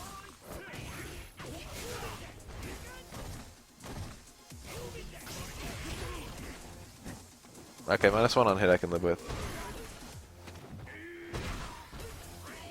Alex has the closest thing in the entire game to a focus attack. What do you want?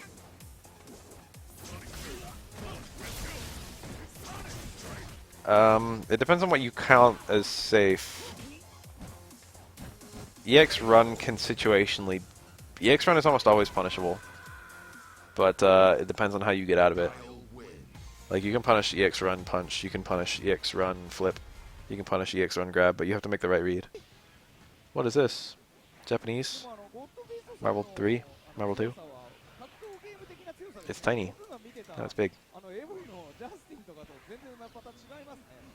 That goes really far. 1 versus 3 comeback using Akuma. Just a mod. Yeah, Alex's V skill is the biggest flaw with him.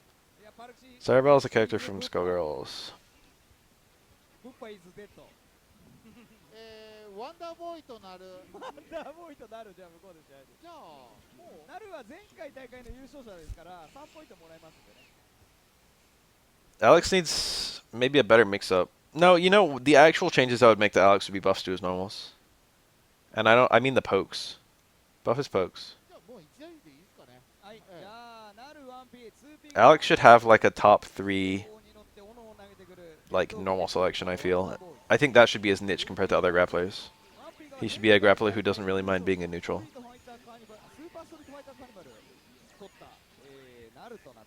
Then it would be okay if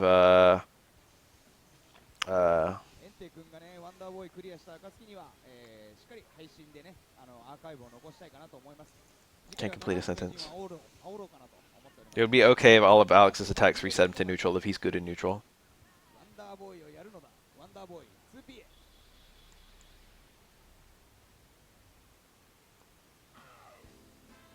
Yeah, this is what I like. These are like shades of high tier. Juggernaut like is probably mid tier at the end of the day because he doesn't really function well against the actual high tiers. But he's like a scrub killer.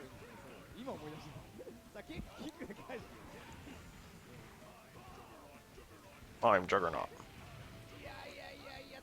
And Ken is not as bad as you might think in this game. And then Cable is good, and Sentinel and Psylocke are both good.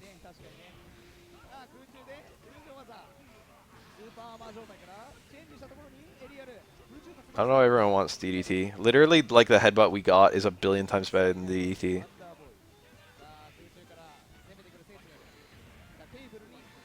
There isn't even really a good way of making DDT good.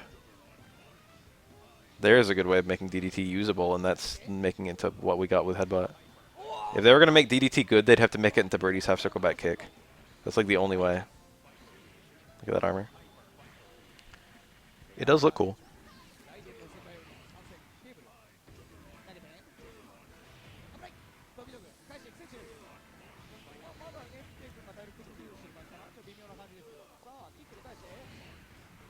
Even if they made Alex DDT into Hugo 360 kick where it grabs airborne opponents, it still wouldn't be that good.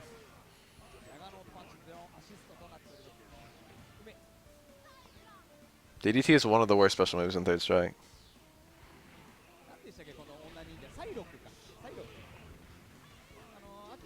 It's like a very real candidate for worst special move in the game. I can't think of a worse one off the top of my head. Got the jug.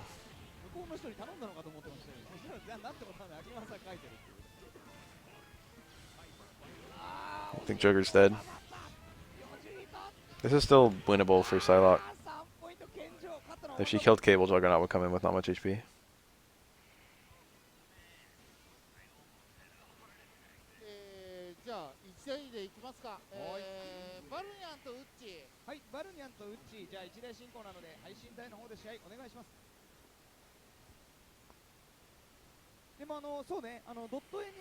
Let's skip ahead a little bit.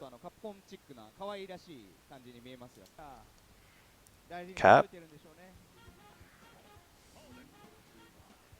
Silver Samurai. Haven't seen this character in a minute. Iron Man Anchor. Well, Storm's a good character anyway. Decent damage on that. Silsam has like a super armor, super. You can like put up a super that installs him to have a bunch of super armor. That's all I know about him. I think he's got good lasting projectile kind of stuff. 何でしたっけシルバーサムライ And he's got some wannabe Bishamon 間 normals. 違えると出てくるやつですねおかげでみんなシルバーサムライがうまいっていうね But I think his movement really sucks. 天使の彼方です And I know a lot of supers just destroy him once he's in his armored state or whatever. ムカつくよねあれやられる He might lose the ability to block or something. Or it might just be if you interrupt an attack, like you get way more hits than you're supposed to against his armor. So something like that. タラバさんああいうなんか隠し要素好きですね台頭時代もいろいろ隠してましたしねさあおファイナルジャスティス飲ませていいわ If she did that sooner, it might have been a punish. Whoa, the raw tag was good. That actually looks kind of good, the cap assist there. I wonder if that picks up combos nicely. I'm going to estimate no, but it might. I don't like all this hailstorms. What's this doing? It's not doing anything. Save it for assists and other characters. Spin stun on a raw tag gives you a combo. I think this game will be playable online pretty soon. I don't know if it'll be through Fightcade or what. I guess you can technically already play it online through MAME or something. Since I think you can play all arcade games online through that. Team Super. It actually did an ass ton. Then it looked unsafe on hit.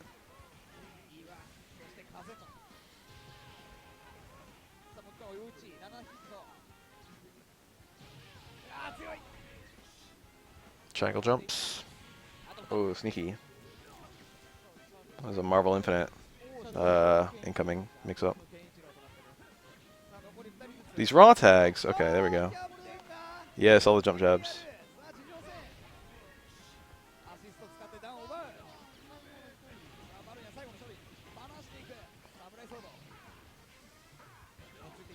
Cap has nice big normals. I doubt he's very good though. Psylocke is still like a high tier, I think. She's not just a good assist. She's like also an okay character.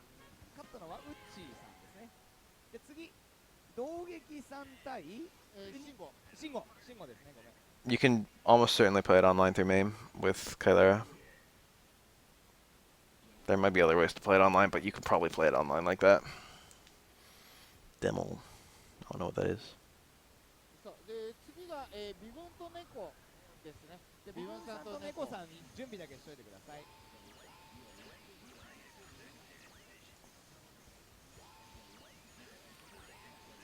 Oh.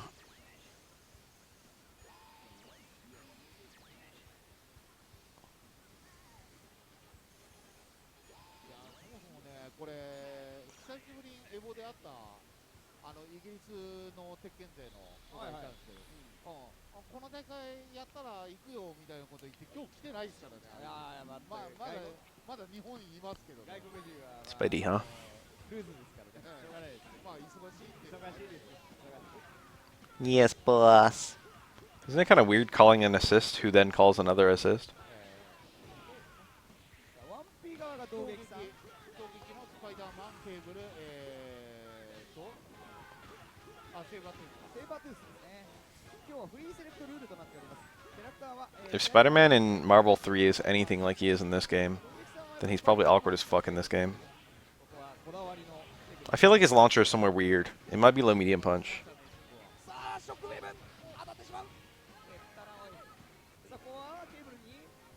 So there aren't mediums in this game, but also there are. I don't actually know how it works, but the way I think that it works is if you hit a light twice, you get a medium. So like if you hit light punch, you get light punch, medium punch. So the way to get... Oh, he jumped into it. That's a dead both of them. I guess Psylocke fell out. They both fell out. I guess he was struggling at kind of high. Crouch light kick into stand hard kick.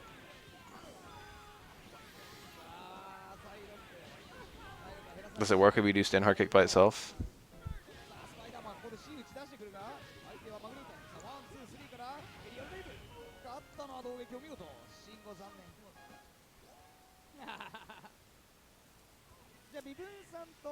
I feel like I've heard this reference, but I don't know what it is.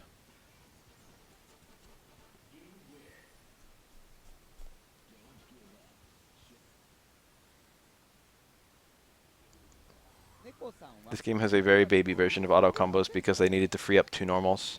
Marvel 1 had 6 buttons, and this game only has 4 because it has 2 tags, 2 assist buttons. タイムアップ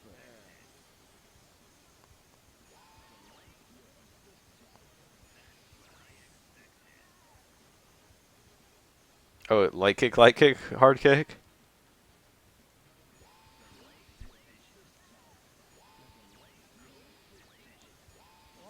Yeah, it sounded a little bit more familiar now. 側が、微分ですね。自分さんはこの桜を混ぜてるのはやっぱりこだわりなんですかね。趣味だと思います。趣味ですかね。さあこの辺がどう出るか。お、かっこいいですねこのブルーのアイアンマン。 Okay, this could be over. I dropped アイアン it. マンブルー。 Both Iron Man and War Machine have an infinite that works on all characters, I'm pretty sure. 最初 X メンのボスキャラでしたっけ、ジャガノーとね。コンピューター戦進めてて出てきた。 Iron Man is a marginally better character than War Machine, so you usually see him. But you occasionally get the guys who use both. If you're a good Iron Man, you're probably a good War Machine too. And they both have the infinite, so you might as well, you know, maybe you'll run 2 of them. 最初に僕使ったのは Run Iron Man, run War Machine. うわーみたいなね。うわいや拾う。ああ拾ってリアルジャガノーと退場。 Iron Man is considered to be a top tier, I think. Or like a high tier. He's not like top 4, but he's like just outside. There aren't that many people who play him because he's kind of executionally demanding. He's got like a harder version of the ROM Infinite. But it's a marginally better version of the ROM Infinite. So here we've got a Sunburn Sakura. How often do you see this? This is Evil Sakura. Her teleport has absolutely no recovery whatsoever. Fun fact. None. Which means technically speaking you can run the clock by doing repeated frame perfect teleports. ブルーのアイアンマンね。ああ体力温存したい自分さん。 Invincible on startup, no recovery. She has some other quirks. She's got a Raging Demon, I'm pretty sure. Those air fireballs are pretty good. She's like actually like a pretty good character. She's probably better than Akuma anyway. そうく返される。自分さんの体力がだんだん目減りしてるのはわかりますけどね。大ファンかな。 I think your supers are supposed to be alright, and that air Tatsu might be good. 全然知らないみたいな。 Oh. てか俺マブカップ1もよく知らないんですよね。実は2つ使いたいような気がする。ああなるほど。七種の挑戦士がいるなマブカップ1。 Let's have a character with perpetual super armor. すごいよね。世界救ってんのに七種っていう。 That raw tag. He had a combo there, right? He might be running the clock. The Sentinel player. Oh, big punish, please. あ、やばいんじゃない？ガードして。もう一回。削っていく。まだ。 Hyper. センチネルもそうね、ストームと一緒。 Oh, that was it. That DP goes so far. 結構相手をね、自分に画面引っ張ってくるって感じで、お互いずらそう。さあ残り一人 It is Sunburn Sakura. されてきたところに押しこれざ。 Believe it or not, in the spectrum of this game, a teleport with no recovery is actually not that good. That was a Raging Demon. And then she missed. なんだったんだ。 The launcher there wouldn't have even been that good. I think with a full combo, I probably would have done like less than 30%. 勝ったのは猫。なんなんだろうね。弱すぎる。 Having no assist sucks dick, but like a lot of characters don't complete combos very well in this game anyway. You get Darkstalker style combos in this game. You get like a ground chain into an air chain into a jump like heavy, and that's it. Combo usually ends for a lot of characters. てんてんてんてんてんてんてんてんてんてんてんてんてんてんてんてんてんてん。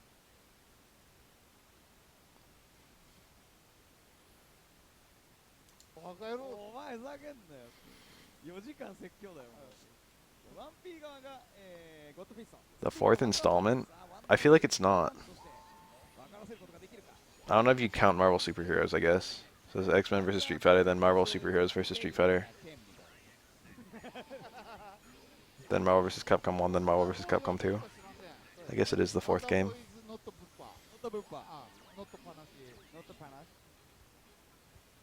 I guess Marvel Superheroes War of the Gems is a different game, different series. 知ってんのにワン親父。ダーボーイイズ親父。親父みたいな。さあ、ゴッドフィッソ、ここまで凄まじい、マグニートでのテクニックを見せてくれておりましたけれども。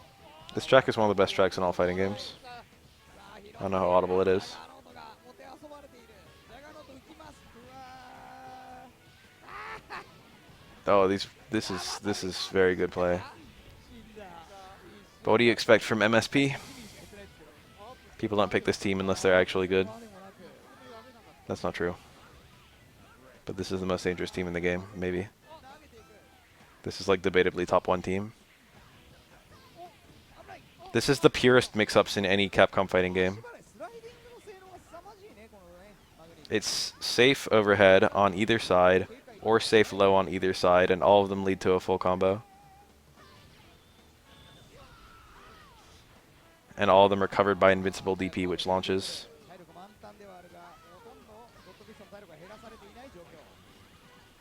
He can come out of a throw too, I think. So you got that as well.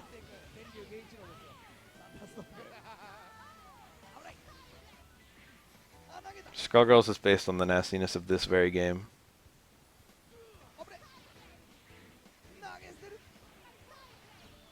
Skullgirls is a big old love letter to Marvel 2. Except it arguably did a better job at doing what Marvel 2 tried to do. At least from a competitive balance perspective. Maybe even a depth perspective too. But in terms of content, this game is hard to beat. In terms of the amount of characters you get, and what all those characters can do.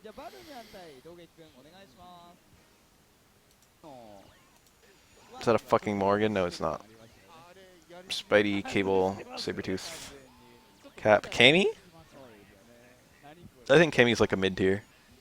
But the tier gap's so big, like mid-tiers. The gap between a mid-tier and a top tier in this game is like twice as big as the gap between the worst character and the best character of like Street Fighter 4. Mid-tiers like aren't even competitive.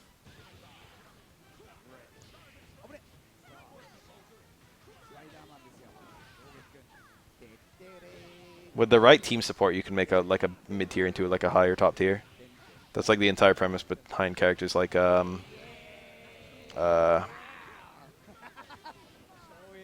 was gonna say Psylocke and Captain Commando. Captain Commando is probably the purest example of a character who probably would be mid-tier in a vacuum, but is functionally like higher top. But that's an example where he is the team support. There are other examples where the characters are just supported themselves. What's a good example of that? Strider. Strider with the right support goes from being like probably high mid to top. The ground Hyper Viper combo, rare to see.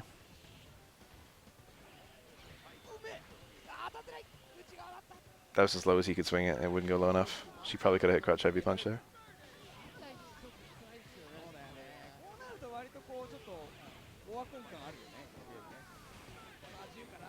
Look at this projectile lockdown. He didn't super cancel. Didn't do it there either. Do you not want to win? He's got meter for days. This isn't really a comeback that can be made. He can just chip her out if he wants to. Like, I don't think she can do anything about repeated air Hyper Viper beams, and that he's got more than enough meter to kill her.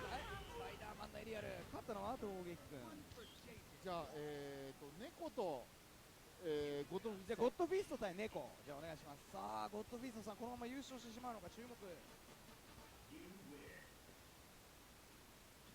さあはるばる来てくれたマブカップ2ガチ勢 USA よりゴッドフィストその名の Oh, that's a cheap fucking team right there. Team Matrix. I feel like we watched a replay that was like this. This isn't the same one we watched before.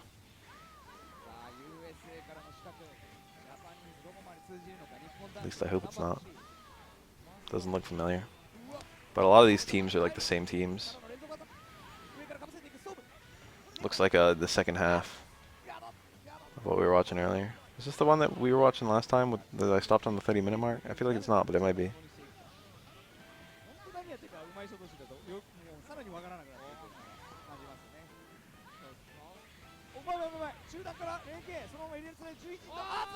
I feel like getting bodied is like the mark of a good fighting game. That means there's depth. I'm like relieved when I get bodied in a fighting game. I'm like, hell yeah.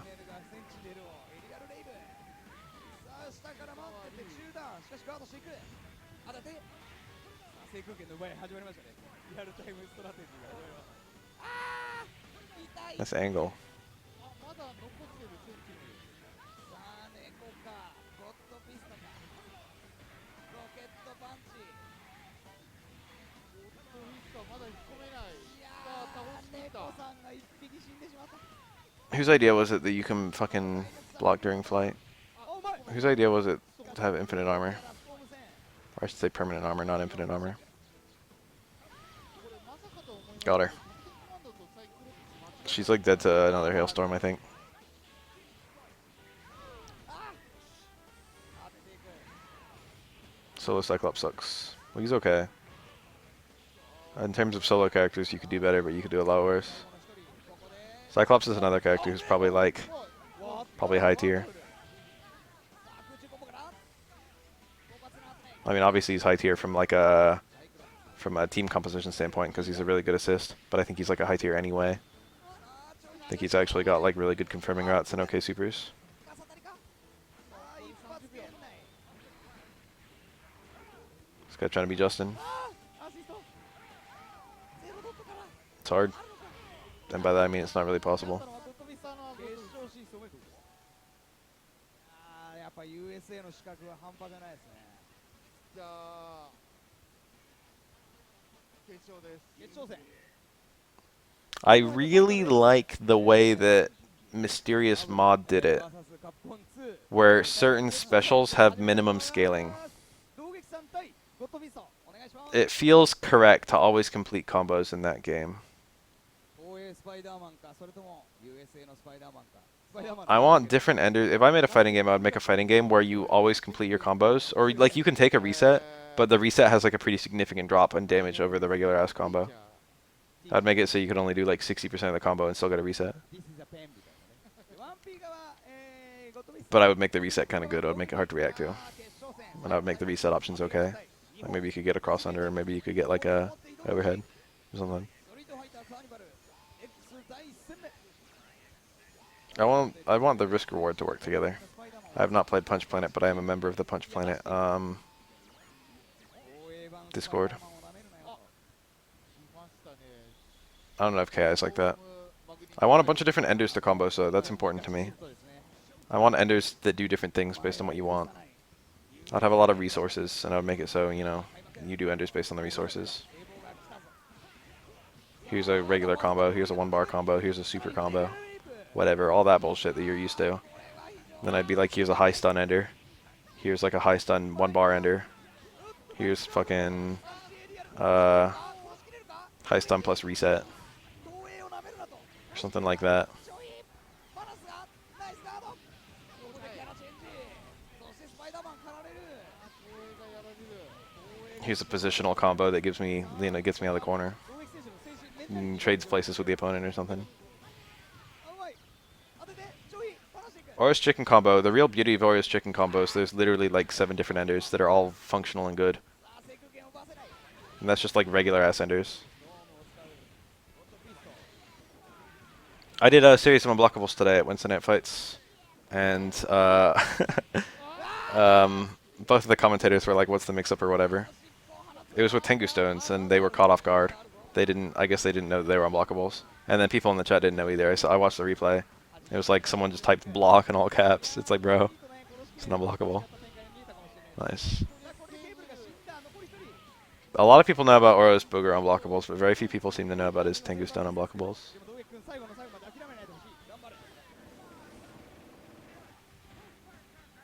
危ねあうまい返した再度 If you're getting hit on the front with projectiles, well, it doesn't have to be projectiles, but there's no way to do it without projectiles in the game's engine. If you're getting hit on the front at the same time that you're getting hit on the back, it becomes impossible to guard. Even though technically you block both of them the same direction, the game just acts like you can't possibly be blocking. あお客様の中に英語できるあ人いないやったのはゴッドウィスト優勝おめでとう No one knows about Yang Super 3 unblockables? ナイスファイト Yeah, you have to parry out. You actually cannot block. It's not like a series of like left-right blocks or anything.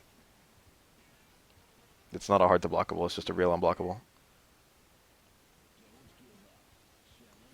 I could make a tutorial on how to do it, I guess. オッケーオッケ None of the unblockables are really broken if you understand how they work. The closest thing to broken is Zoro's unblockable sequence, but to be honest, even getting that stand strong in the context where it can lead to the unblockable, like, should be a win on its own.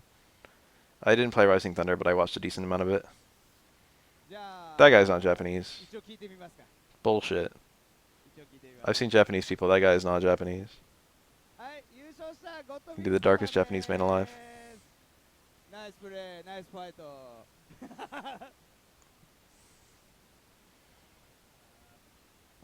Unblockables against Shotos are... That's one of the easier ones for me. It's annoying getting the chicken combo, but the unblockable itself is pretty easy. I do light super and then I do dash, pause, dash, dash, and then I jump up, then forward. なるほど。 You can only parry towards Zoro. 俺の強さを見たかい。 You can parry down for the fireball, but you can't parry down for his jump normal. 言ってますけど。 But if you parry down for the fireball, you might dodge his jump normal incidentally. So it's not like parrying down is awful. Depends on what character you're playing and how low their crouch is. But generally speaking, you want to parry towards Zoro. マーブルカプコン、マーブルカップ2か。結構プレイ。まあ、Oh yeah. Oh yeah. Iwuryu. Zangief. Some heavily scaled combo that we jumped right into the middle of. Did you know Ryu has an unblockable? Yes. Yes, he does. Who will emerge a champion? Fight! There's the first hit.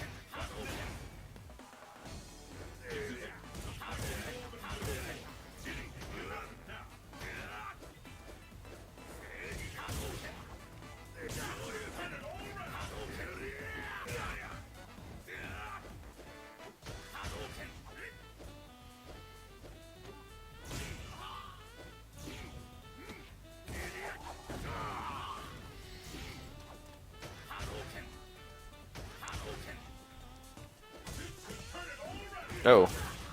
Oh, that could have been so much bigger than what it was. We could have just walked forward on that.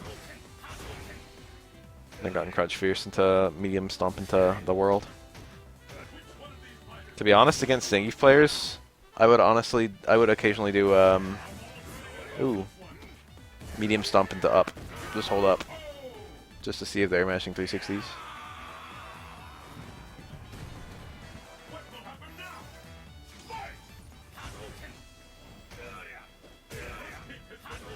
It paid off a lot. Every Zangief tested your one frame links after that medium stomp, so I got like a reset into huge damage. Nice punish. Very ideal there. He could have gone straight for the Tatsu, but I kind of like that he did the FADC. Sermanos is the ideal anti-air in this matchup. I played it a lot as Evil Ryu. You can anti-air with DP, but it's if you're not getting the close connect, it's actually weaker. Red Focus will actually kill. All he needs is any combo to Red Focus into Ultra 1. That should not have been Red Focus. He burned a bar he didn't need to.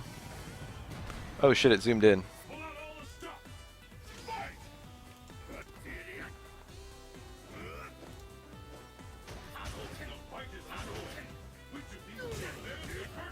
Yeah, it does become a reset, unless it's Ultra 1 Geef. If you miss it by one frame. If you miss it by one frame the other way, then it's just, you know, you get thrown. So it's kind of awful. It's annoying trying to go for that link on Zangief. I did a double plink though. I plinked medium punch into light kick. There were several ways that could work. He went for the reset into Stand Fierce, what the fuck? Stand Fierce is 5 frames for both versions. For both Ryu and Evil Ryu, that is.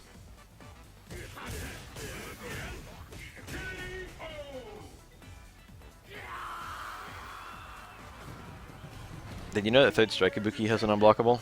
Cross-up unblockable? With Super 1. If you do a dagger into a Super 1 when basically directly over some characters' heads, the Super 1 and the dagger will fall in opposite directions, and they will cause a unblockable, cross-up unblockable. She's the secret cross-up unblockable character. That could have been so much bigger than what it was. You have to go into stand strong instead of low jab, low strong. Stand strong would have been close strong, and it would have gotten him a medium max kick. Ooh. The problem with stand strong into medium max kick is there's no force stand anywhere in that.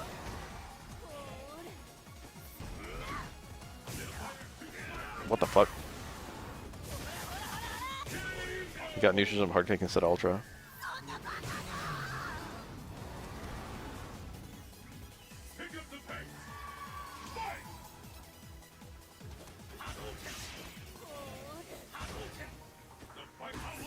Oh. What? Air fireball and teleport really fast. You need to be hitting someone on both sides. I think they'd strike. It's not enough to just have a fireball hit while you're crossed up.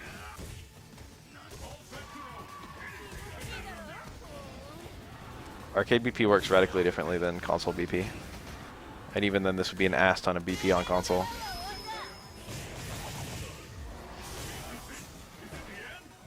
I struggle to believe you had more than 14. And I don't know if there was anyone who had as much as 22. Oh. In that case, I believe it.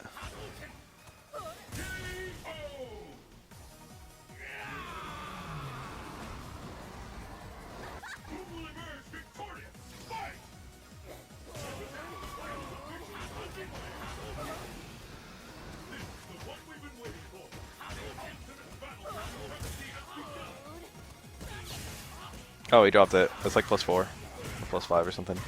She doesn't have a whole lot of frames to play with there.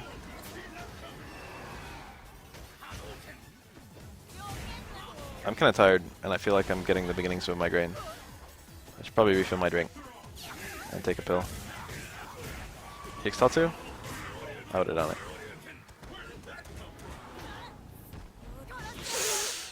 That was daring. That one less so. Nice.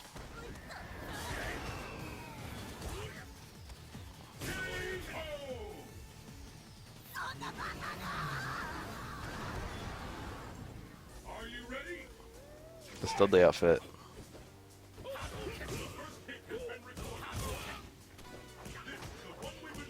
I like it. Are there still characters in Street Fighter V who don't have cross-ups? Dog doesn't have one, right? I feel like they've been so liberal with cross-ups. They should just make it like a standard feature. Make it so every character has a cross-up.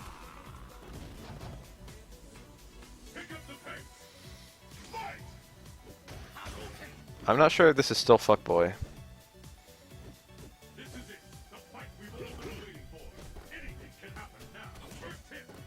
When I think about fuckboys, I usually think about people who posture like this, but don't have, like, you know, the money or achievements or fucking whatever. That linked. People with their parents' money and whatnot, acting like they're hot shit. But Dudley's actually, you know.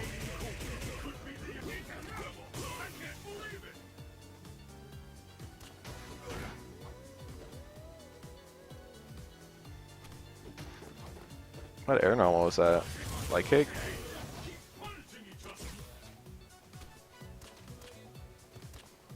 Oh, that was a car throw. Evil Ryu has a couple good car throws. That was the one off hard kick, I think. He's got two other ones that are really hard to do, off of low medium kick and low hard kick, I think. But doing a Kara, because you can't throw while crouching in this game, you have to stand between the low forward and the throw. So you have a frame perfect stand in addition to the frame perfect Kara, which makes it hard to do. Huh? No juggle. You can do an EXDP there. Probably would have killed. That should have been EX for sure. Oh no, this is how it ends. Oh, never mind.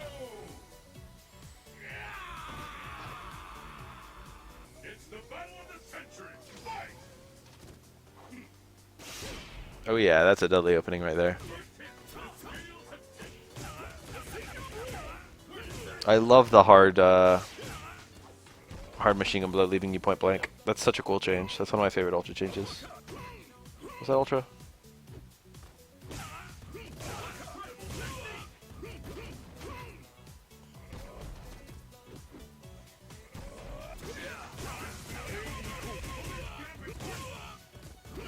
feel like this is private school Dudley because he's English.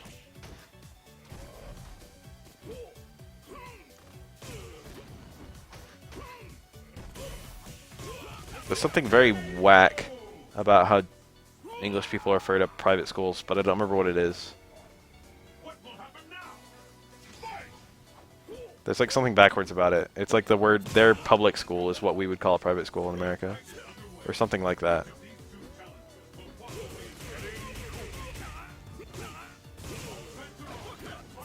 I don't remember what it is. That looked nice and meaty.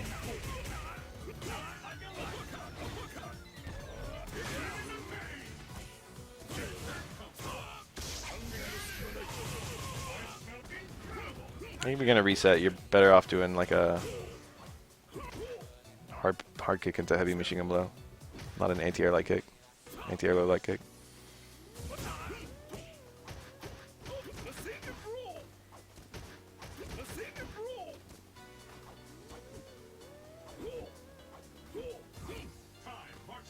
I mean, I went to elementary school and then junior high and then high school.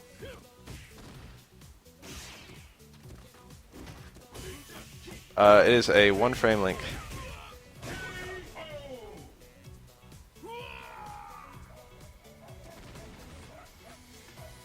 all comes down to this. Fight!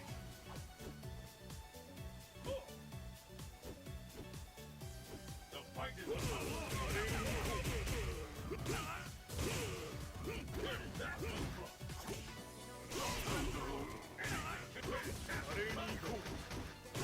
Nice punish. If it was a 2 frame link, then it would actually link into Super 2. Because Super 2 is only 1 frame slower.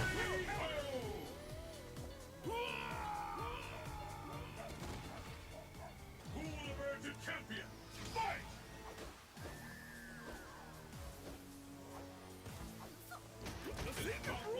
With that, the fight is officially underway. I made a video on that, like, literally, like, this week.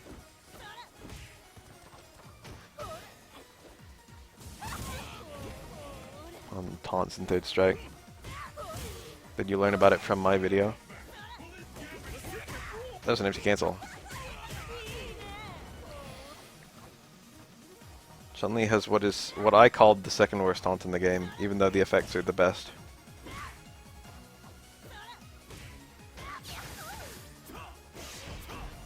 If you could like hold the direction to choose which taunt you got, and if there was no yawn, it would be an extremely good taunt. Or if she could do like a super 2 into a super jump cancel taunt, that would actually be okay. She would probably taunt sometimes.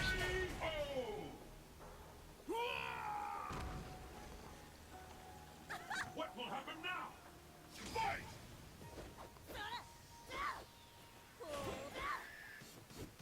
The fight is underway.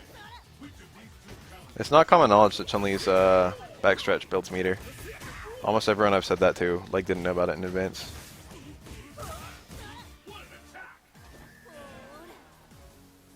I didn't miss it. I left it out because I couldn't do it. It's in the video description. Hugo has a poison taunt, but my controller had no back, or it had no start, because start just opens up the emulator menu. But apparently, the back button on controllers, which cannot be bound, works. Apparently you can do the poison. Fortunately, Hugo's poison taunt literally does the same thing as his regular taunt, so leaving it out didn't actually do anything. But I thought it was just impossible. It's up in the console releases, but this is an emulation of the arcade release, which is the start button.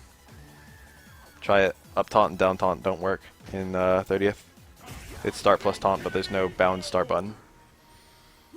Or there's a bound start button, but you can't change the notation or something. Who will emerge a champion? Fight! I think it's on the touchpad in the PS4 version.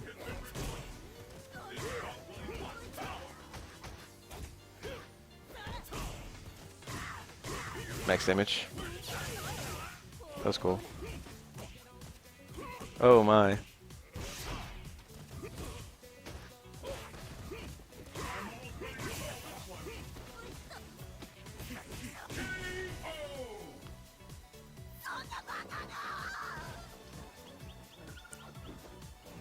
I mean, that's one of the only things that really fucks up. Although I wish there were triples. What's really funny is you can remap the directions. If that was a super combo, it actually would have an ass ton. Joey would be nearly dead. Even if it was a 1-bar combo, it was better than that fucking series of links he started to go for. Oh, a super combo there would have like nearly killed. I think a lot of Dudley players probably didn't do their homework on the super combos though. He's not really a character you usually have super with.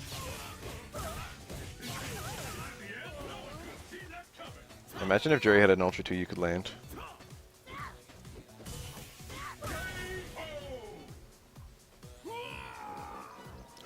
Technically you don't need any triples. Even teleport works with 2 buttons. So EXs, including Aura's EX supers, and Akuma's teleport, all only require 2. But even 2 is kind of annoying. Oh, triple might require all 3 downs. I mean all 3 punches. I think it's still double for KKZ, to be honest. But I could be wrong. But Akuma's teleport is definitely definitely only 2.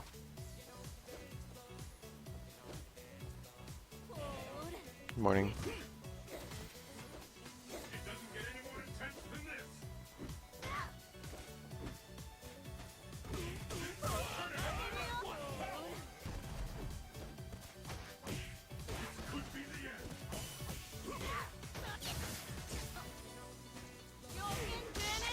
I think he got it. Never mind. That move sucks. He got the right timing, but the range was bad. Who will emerge a champion? Fight! That's like her only like good route into Ultra 2. It's hard to land. She can do Fireball release at FADC Ultra 2, I think. There's a trick to it though, I don't remember what it is. Oh, it's not like she has a setup into her dive kick or EX dive kick. She's got 1, she's got instant air. Corner only, then it's probably based on a delayed connect Fireball.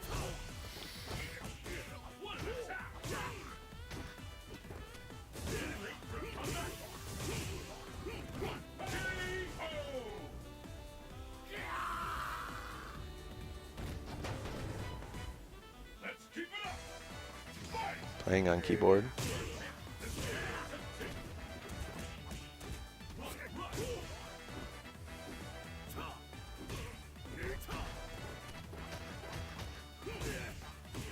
Oh yeah, with the negative edge ultra. I don't know if I'd call that really easy. It still requires the negative edge, and I think it's a 1-frame juggle, isn't it? It doesn't require any meter or anything though, which is kind of cool.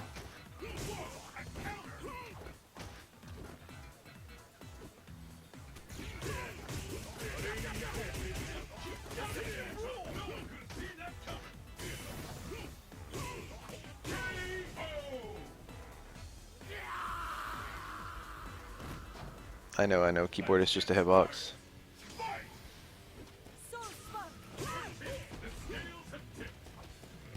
2-button dashes are great. I like fighting games that have that. Especially if there's a macro to get 2 buttons every time.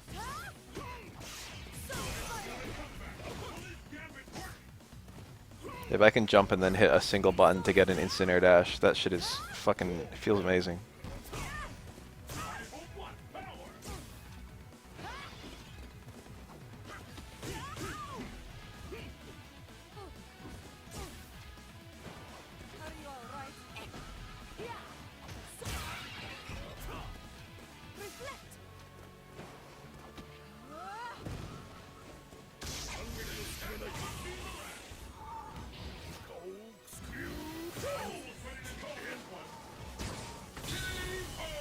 All the characters I've done it on, it feels tight as fuck.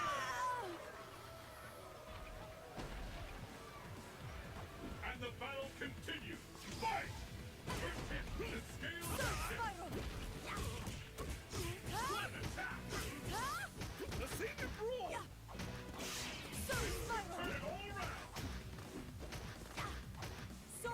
Ew.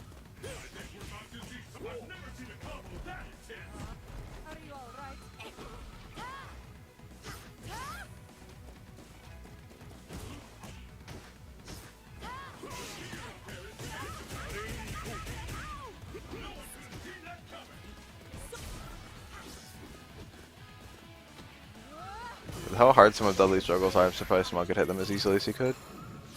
I tried to do like the repeated, like 3 dash or like 2 dash, 2 ducking straights into a ducking upper first hit only, into like ducking straight, shit like that. Like that shit's actually really hard. I had to do one of them for the primer for juggles in Street Fighter 4. I never made a juggles primer in Street Fighter 5, but there's really nothing at all to say. It's the same as Street Fighter 4, except they streamlined it.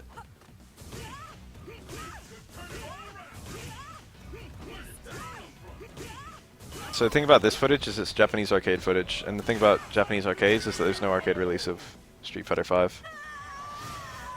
So The battle has begun. Fight! First kick has been recorded. This is the one we've been waiting for. The ultimate battle for supremacy has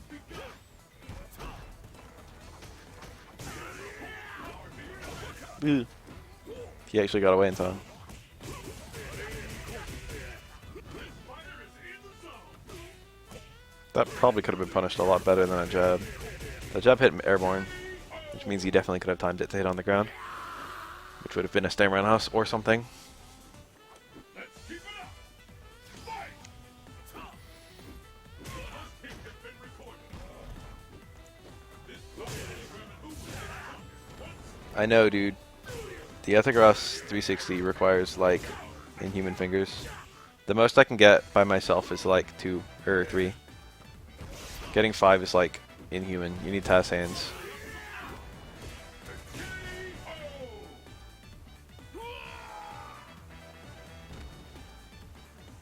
Pull out all the stops. Fight! I would like if Street Fighter 4 was played alongside Street Fighter 5 The fight has finally begun. at events. And to be quite frank, I would like if they played 3 as well.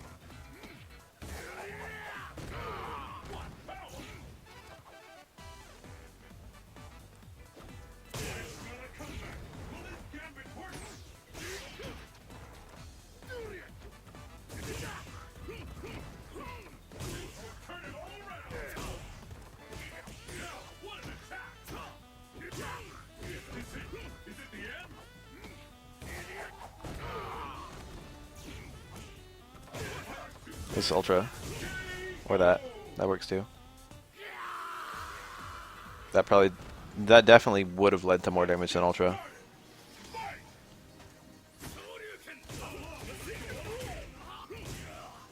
Oh my god, he's almost stunned. This might be it. Nope, still alive.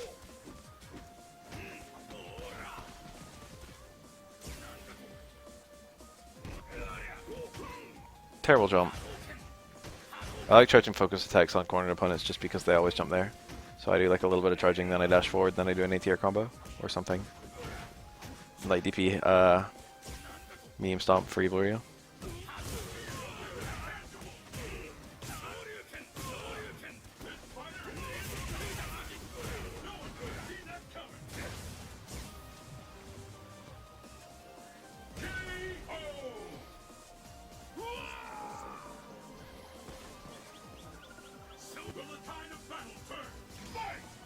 I'm probably gonna go after this video ends.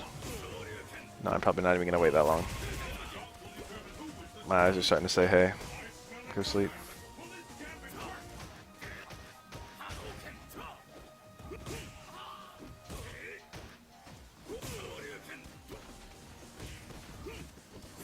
Ooh.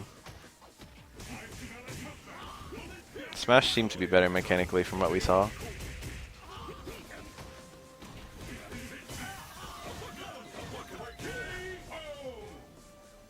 Yeah, they added like negative edge parries. If you stop shielding as an attack is hitting. It's kind of cool. I don't even care about that. Was like the change I cared the least about, although it's still really neat. I like the nerfs to air dashing, or the buffs to air dashing and the nerfs to repeatedly dodging. And most of all, I like the increased damage.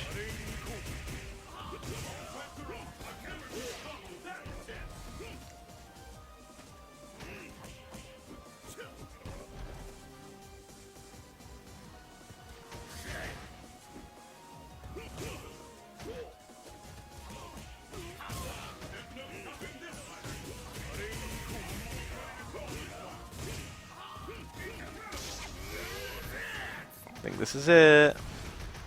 Real man punishes between.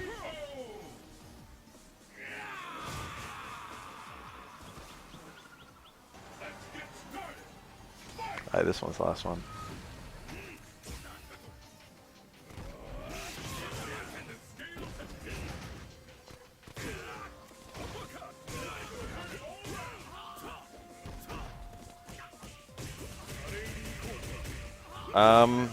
Probably not. Melee's not gonna be an Evo forever, but I think Mr. Wizard will remove it before it's a good idea too. I think it'd be a good idea to keep Melee on as long as there's like the top fucking 10, whatever it is. Fucking 6 gods or however many. Leffen and shit. Armada. Mango. Tiger Box. Mewtwo King. As long as those guys still play. As long as they still pull the numbers of viewership.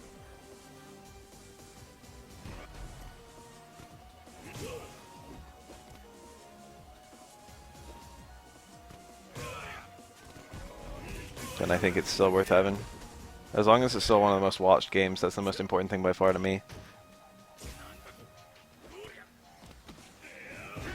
But I don't think Smash 4 will be a thing anymore. DP, that's the less rewarding but more reliable counter. You can also backdash and then you get a full combo.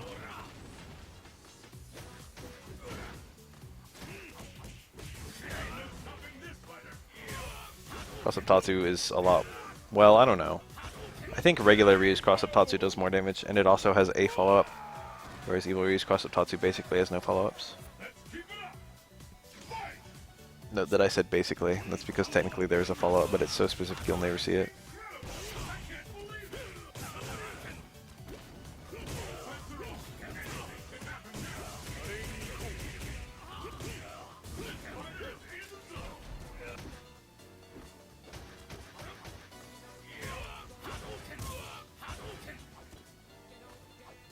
Snake was very creative. Waluigi's deconfirmed, or rather he's an assist trophy. So, you know, and they made it like a pretty big thing to show that he was an assist trophy in the fucking trailer with Ridley and whatnot.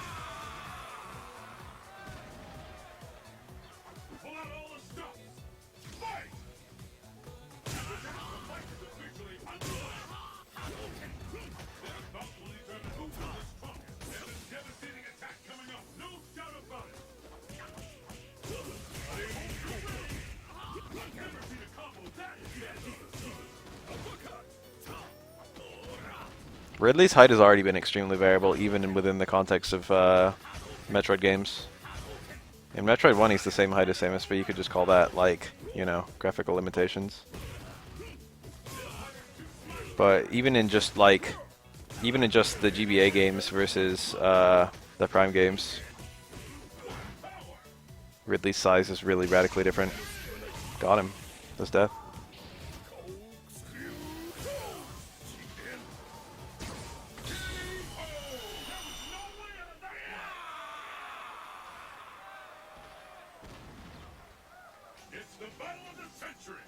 I'm still watching, I can't help it. Zero Mission is just fine. I wish I could take the best parts of Fusion, Zero Mission, and Super and roll them into one game. Because there's things I like about all three. And things I dislike about all three.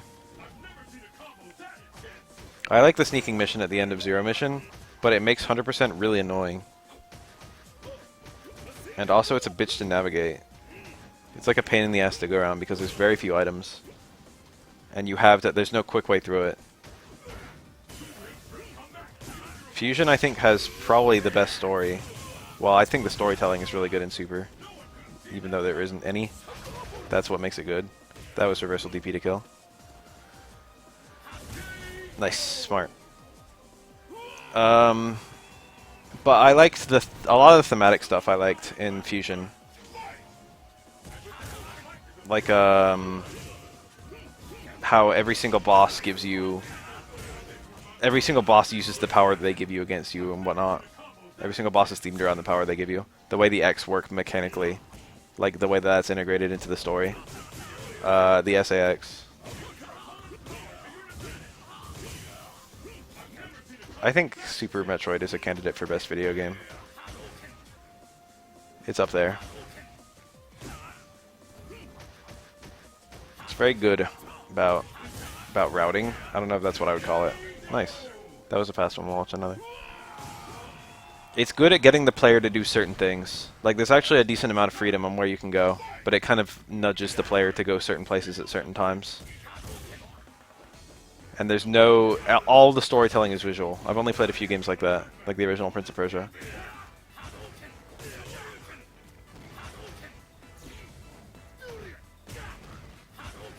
Your feelings are your own playing it.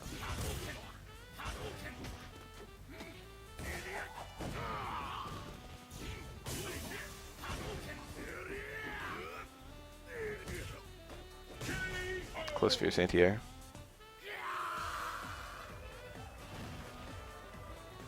Let's keep it up. Fight!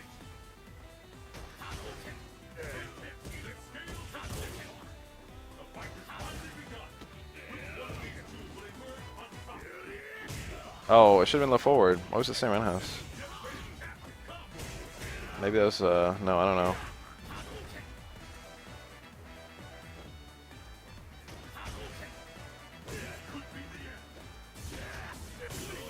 Yeah, it's punish, unless he backdashes immediately. Which is what he should have done. The battle has begun. Fight! Maybe I will watch this whole video. The TC, that's the one time it's even remotely useful. I forgot he had it. I think it was an ultra change to make that knockdown.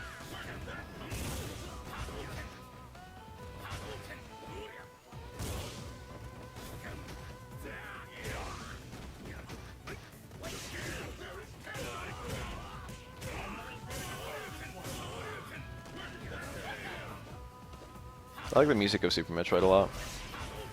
I feel like a lot of the games I would call the best games ever on Super Nintendo. I don't know about a lot.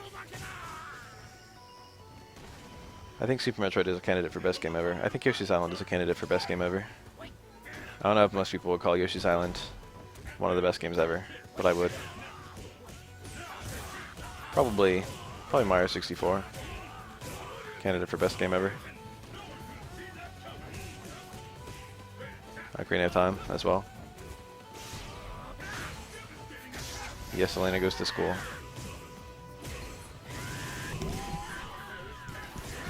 I've only ever played the beginning of Summon Night, even though it's considered to be one of the best RPGs on Game Boy Advance. There's actually a bunch of them too.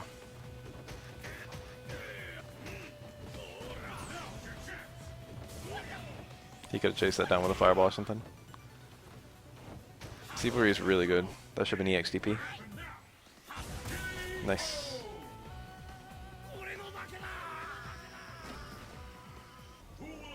Mario World is just fine. If Mario 3 had Mario World's quality of life, it would be the best game ever. It's so hard to call for me on which one is better between those two. For me, it's impossible not to compare them. I like Mario World a little bit more, I think. But like, if Mario 3 had some of the features that Mario World had, I would like it more. Like, Mario 3 has, I think, better level design, and the levels they feel more varied and unique. Like Mario World, like, I can look at any level and be like, oh, this is here, this is this level. But, like, I can look at any spot on the map and see that. But there aren't that many, like, really, you know, the level gimmicks don't change that much, whereas in Mario 3 they change quite a lot. But, like, inability to save in Mario 3 is a bitch. And, like, inability to revisit levels is a bitch. If you could do that stuff in Mario 3, I would like it more than Mario World. Oh, no crouch roofs.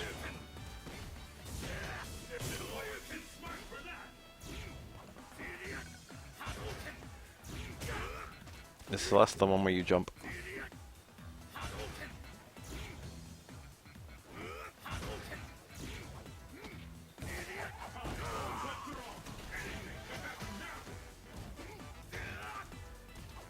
There's a lot of cool secrets in Mario 3 as well, but a lot of them require shit like P-Wings in levels that you would never use P-Wings.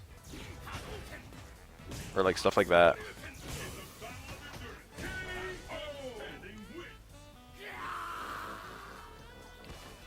Yeah, I know that game. This match decides the winner. Fight! Your platforming is just great. The fight has finally begun. Which one of these two will emerge on top? First kick has been recorded.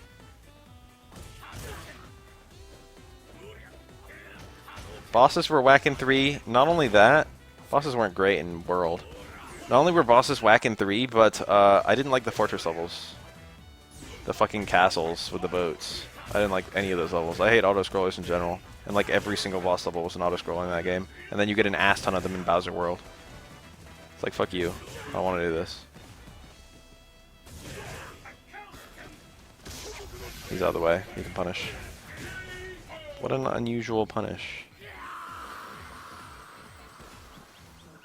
Are you ready? Fight! The feather was, yeah, the feather was a lot worse than the raccoon suit, I feel. Or not the raccoon suit. Well, yeah, the raccoon suit. The regular ass flying suit. The cape was too stupid compared to the raccoon suit. They let you breeze through a lot of levels. And the blue Yoshi was even dumber.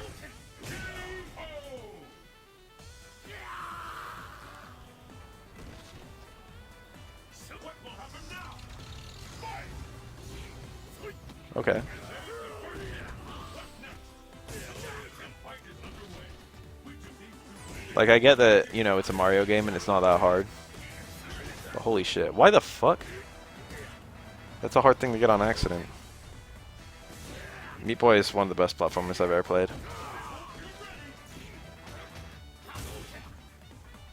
It's hard, but that's a good thing.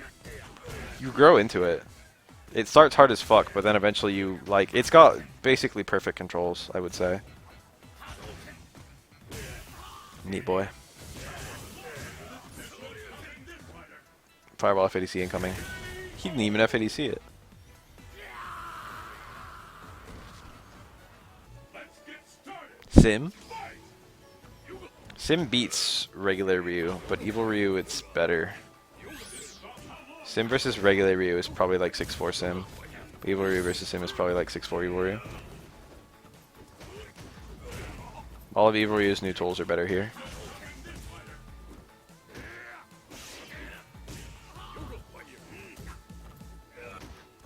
I don't know if you call Yoshi's-on a Mario game. More of a game in the Mario universe. He was going to land on that ultra no matter what. Might as well get the damage of a hard kick.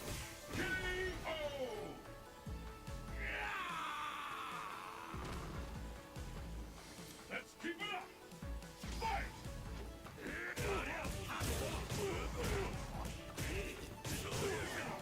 It is Super Mario World 2. I hate how that falls out the way it does. One thing I really like about Street Fighter V is that EX moves do all of their Dizzy on the last hit, which is a nice little quality of life thing. And to be 100% honest, the visible Dizzy bar goes a long way too. That's a nice feature.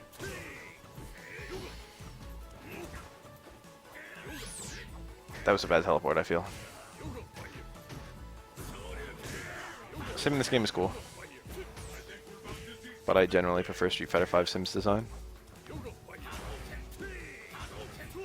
All fireballs are technically unsafe against Sim because if he teleports at the same time you throw one, he can punish them with a full jumping combo.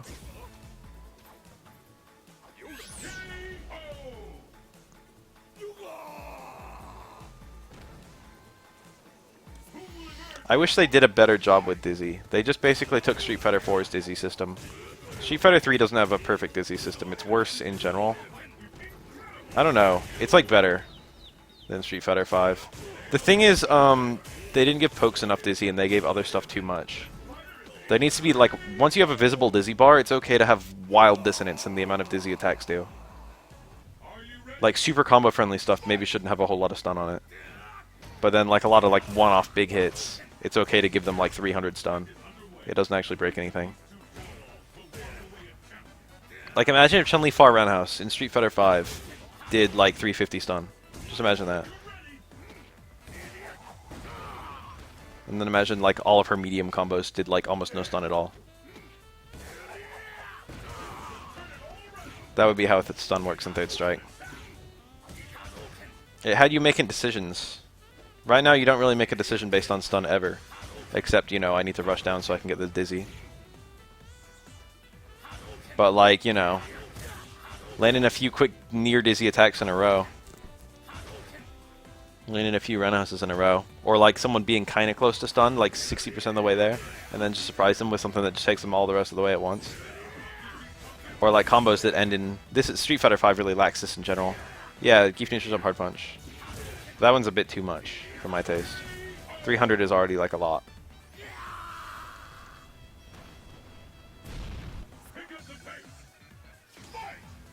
But it's okay to... Once you have a visible stun bar, it's okay to have attacks like that.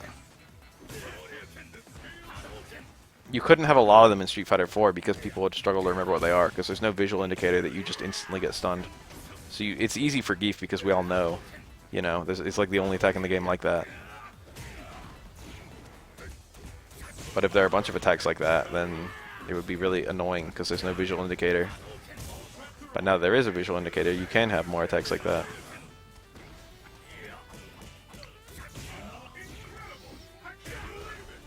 Making decisions to pursue a dizzy is something that doesn't happen. Or it only happens a little bit in Street Fighter 5, but it happens quite a lot in Street Fighter 3. It depends on your character. That's a big part of it in Third Strike. Is some characters never ever get dizzies ever. Other characters can pursue dizzies. They can make decisions based on dizzies, like Alex and Necro and Denjin Ryu and stuff like that. But then you've got characters like Ken who don't dizzy that much, or like Dudley who almost never dizzies. Yun who like never ever dizzies.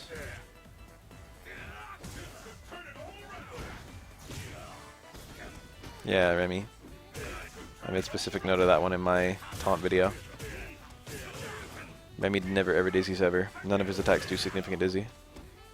And he doesn't really string together attacks at all anyway.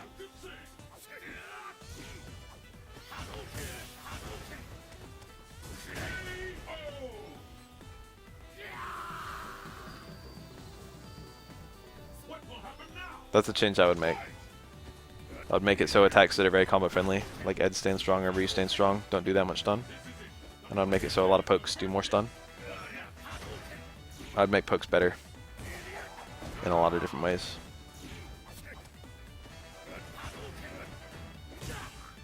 It's tricky because even though pokes are really strong in Third Strike, there's like a, you know, parries just counter pokes.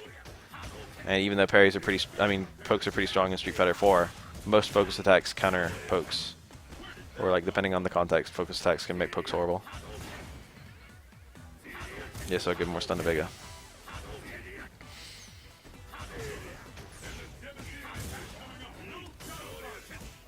I would increase Vega's damage across the board, I think.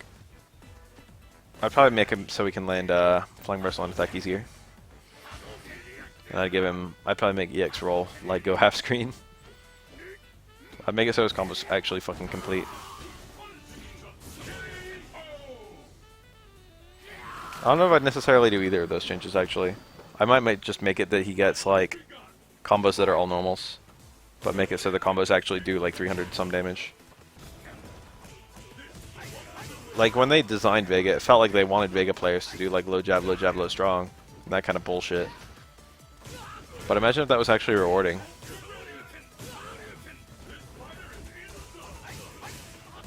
The thing is, if you have a combo that doesn't knock down and doesn't get that much screen position or advancing or anything like that, it needs to be way better than other combos. The idea of Vega just stringing together a bunch of normals sounds really cool on paper. It'd be okay if it was weaker than other combos too, if his neutral was way better, but it's not. 70% Vega combo. Vega has the tools. I'm guessing that it's something into... It's already activated VT2, and then something in the corner into Claude, Hard, Edge, into Medium Edge, into like Super. I'm guessing it's something like that.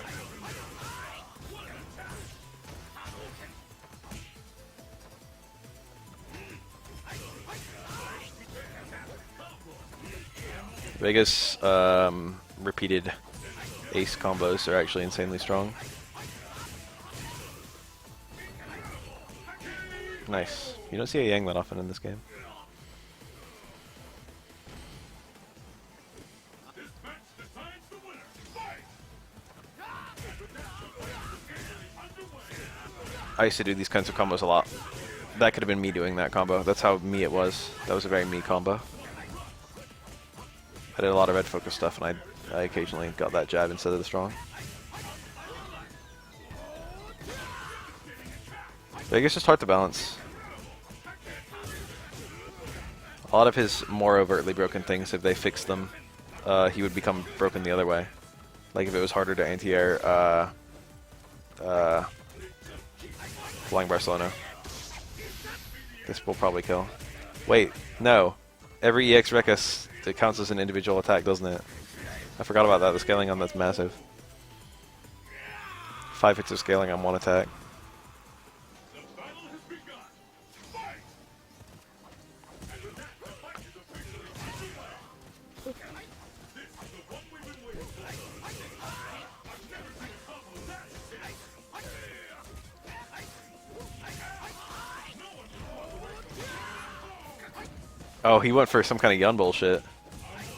The thing about Vega is that he doesn't work in the engine. He's a poking character where poking characters suck. They could definitely fix him and make him work. But they just need to buff his normals and then make sure he still works in all his matchups. Unfortunately, buffing pokes tends to imbalance the game a lot, which is why pokes suck. That's like the actual reason, if you didn't know.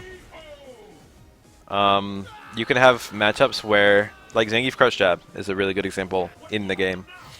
Zangief Crouch Jab, some characters didn't care that much about it at all. And then other characters got smushed and couldn't even fight it. Or Alex Lowstrong was the same way. That's why I'm actually pro them nerfing Alex Lowstrong, even though Alex was like a low tier character. And even though that was one of his best tools. I would have ulted there.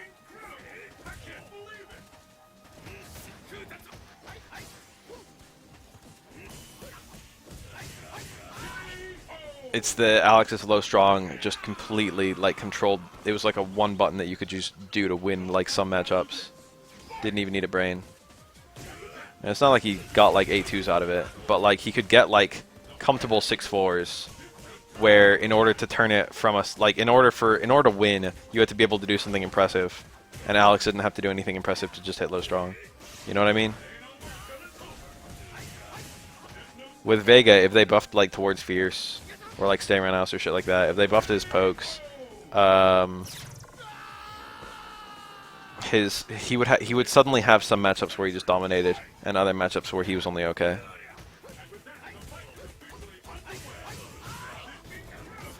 With a lot of the other systems in the game, like combos, like all combos do pretty similar damage across the cast.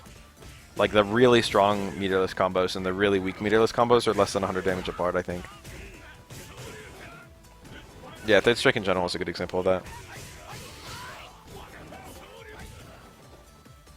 And there's a lot of other stuff, because a lot of the movement, because a lot of the mix-ups are frame traps, which are really similar across the whole cast, because a lot of the movement is not special move oriented, so it's really similar among the whole cast. Like the homogeny is what allows for such easy balance. But there is no homogeny in how characters deal with pokes. There's no system, there's no anti-poke system, so there also can't be pokes. If they added an anti-poke system, then there could be pokes.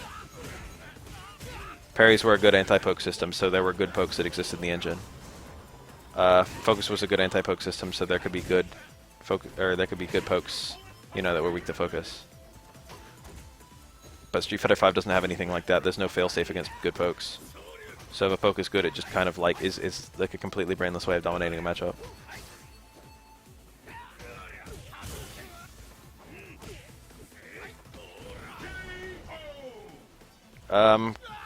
I don't know. That's a hard question to answer. Most crush counters, most of the really dominant ones were kind of pokes themselves. There aren't really a whole lot of anti-poke crush counters, I feel. Like, maybe like Chun-Li back Fierce was one. But like, when do you hit like Birdie staying roundhouse expecting a poke? The priority system, maybe. I don't know. That's actually good for pokes, because a lot of pokes are just far heavies. So really that benefits pokes.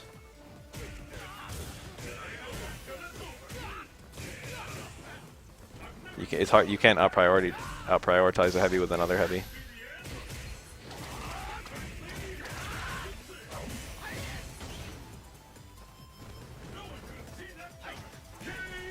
Well, he was trying to make it so a DP would whiff under him, but unfortunately that gave him a pretty high dive kick.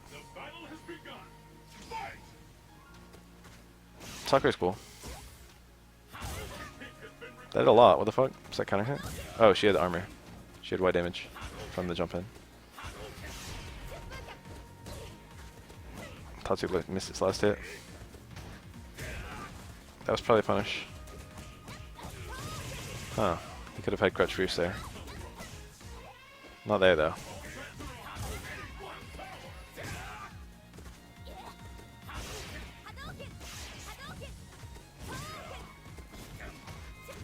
Sakura's game plan is beautifully simple. Oh, a little bit too far. Oh, that was it. You would have won. Send like Kiki X Tatsu. Jab DP Ultra. Best theme in this game? No way. There's a lot of good themes in this game. To be honest, I really like Poison's. There's another good one. Relentless is pretty rockin'. Cody's is pretty fucking great, I'm sure we all agree. Turn the beat back. I really like Ken's theme.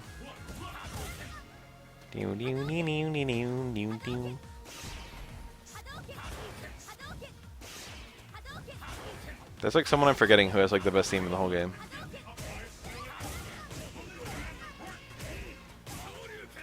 There's like someone's theme in this game that I fucking loved. I like Hakan's a lot. Hakan has a really great theme. Fei Long is good.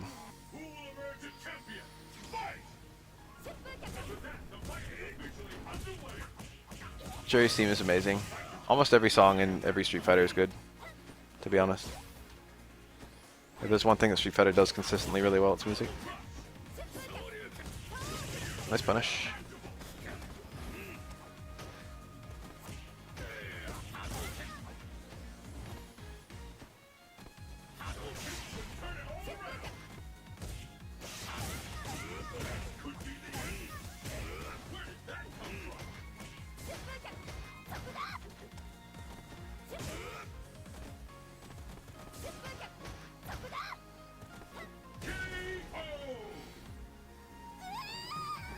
Parry Demon from Akuma.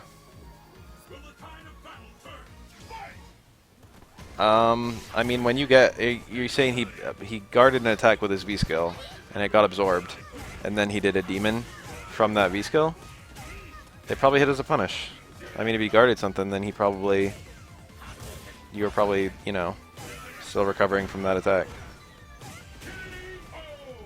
It's not like as soon as you get armored, your attack instantly goes back into you. It's not like you instantly recover. But Akuma can demon from any point in his parry. Unless you're saying you didn't guard anything. If Akuma's next to you when he demons, then you cannot jump out. Always. Okay, yeah, well, he was close enough. It's a one-frame grab if he's close.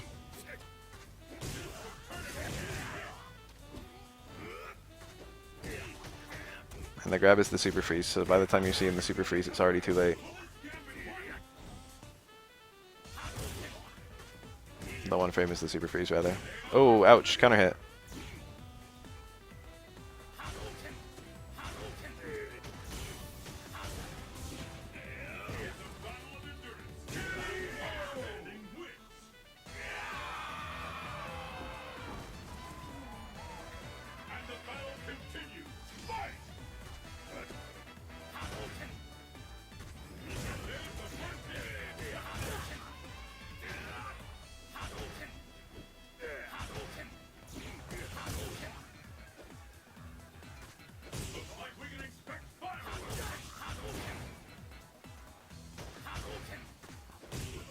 I think grab whiffs actually don't cancel the demon. But you can fully whiff a grab in front of someone, then demon. Especially if they're waking up in front of you. Whiff throw is one of the only things Akuma can't cancel into demon.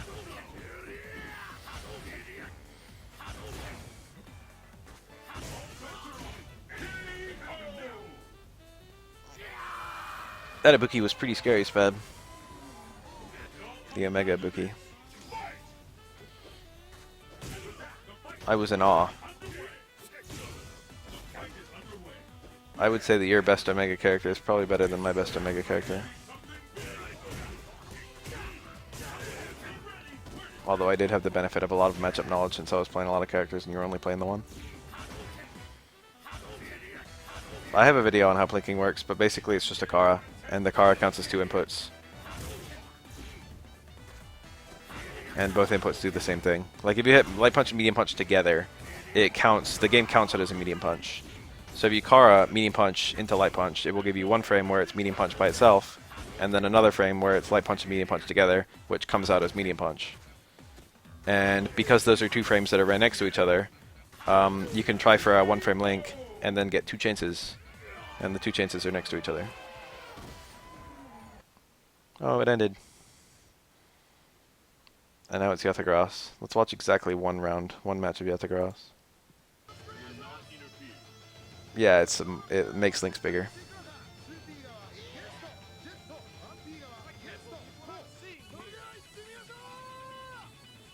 Koa cute.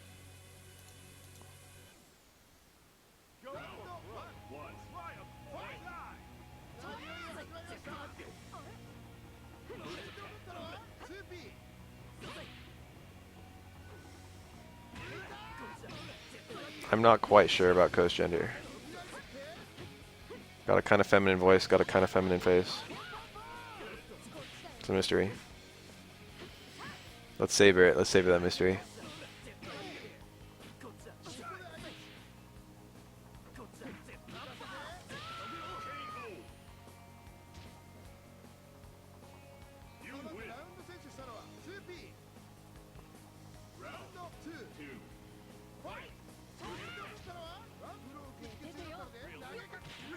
Got the link. Universal overhead naturally links into lights on a lot of characters, maybe all of them. As long as they're crouching. Damn, there's a P. It is Maximilian. This game has like IRL people as commentators. It's actually kind of annoying. I don't like it.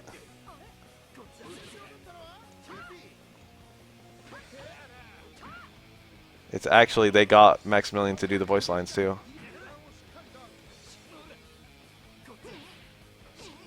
There are 2 things I actually hate about this game. One of them is the commentators, and the other one is that every time you get a single hit, it shows up 1-hit combo. I don't like that it shows 1-hit combo on the side. I don't even really like that it shows your combo counter while you're doing the combo. But seeing 1 hit up here just pisses me off every time. I can't explain it.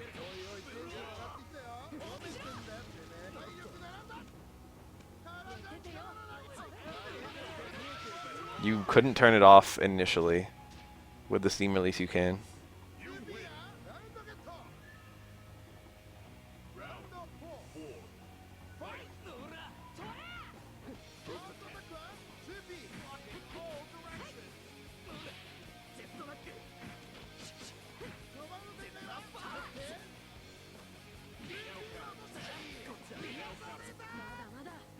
The systems in this game are pretty tight though.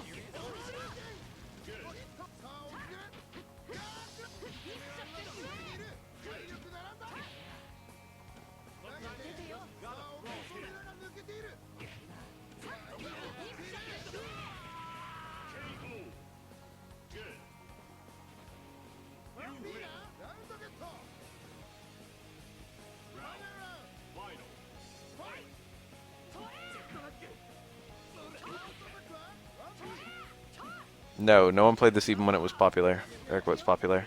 And now it's it's probably dead as fuck. However, it's a very tight little game.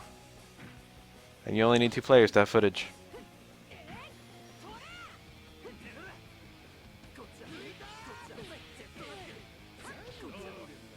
One of these days I'll make a fighting game.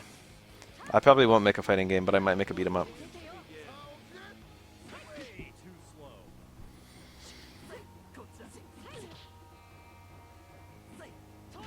It's got a very Third Strike feel. Wow. What did I do to deserve this?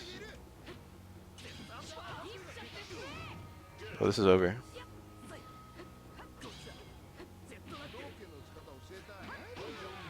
Anti-air parry into jab.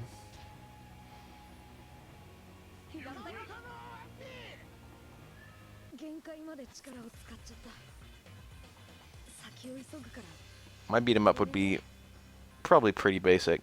I might have a very simple combo route that characters can do. And by might, I mean I already actually made the combo route. I like woke up one day and I was like, if I made a beat 'em up, this is how I would do it. And I just wrote a bunch of stuff down in a notepad file. And now it's sitting on my desktop, taunting me. It's like, hey, Bath, are you gonna build me? Are you gonna use Game Maker to make a beat 'em up, Bath? My biggest problem would be sprite work, because I would make some really bad, ugly sprites. Character design I could contribute to, but I couldn't do it myself. Aesthetic I could contribute to, but I couldn't do it myself. But the sprites themselves, I wouldn't even be helpful.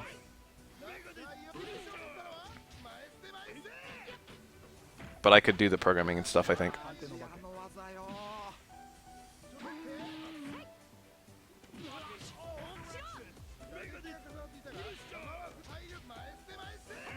If I just made it stick figures, I could make it easily. I could make a good fighting game with only stick figures.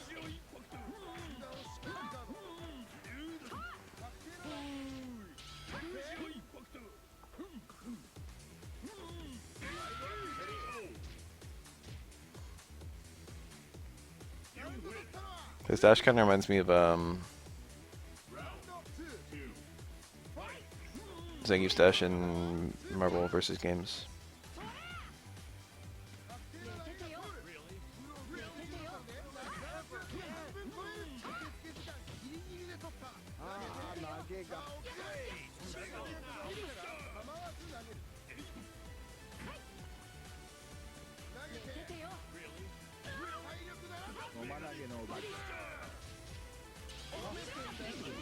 Pick up DP Super.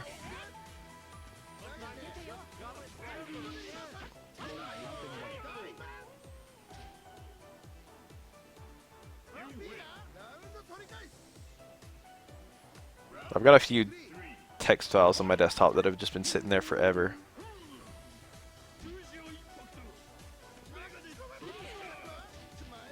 And a lot of them are like things I've been meaning to do.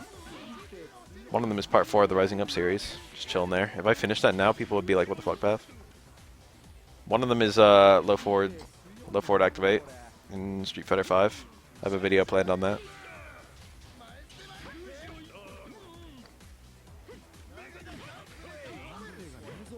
One of them is the secret video game I'm working on. One of them is the other secret video game I'm working on. I'm working on 2 video games right now. One of them is serious, the other one is not. One of them is the Street Fighter Cross Tekken versus Street Fighter 5 versus Street Fighter 4 game theory video. One of them is EX Akuma 1-bar combos, which is like ridiculously out of date now. I'm never going to make that video. This is Yatagarasu. It's a fighting game made by 2 KOF devs plus 1 professional Third Strike player. And I think the KOF devs were like sound devs, so they weren't even like programmers.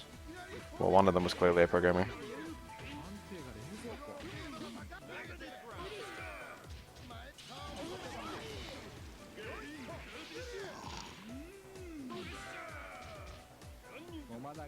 We just had this conversation without you. I'm sorry, but I'm not going to have it again. It's not your fault, but just not even something I want to talk about. Alright, this is actually the last match I will watch, unless it's 2 Chadhas, in which case I won't even watch it. Alright, this is a pretty cool matchup.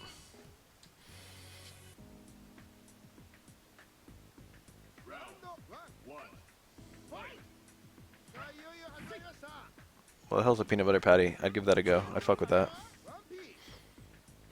This is Ken Kuma on the screen right here.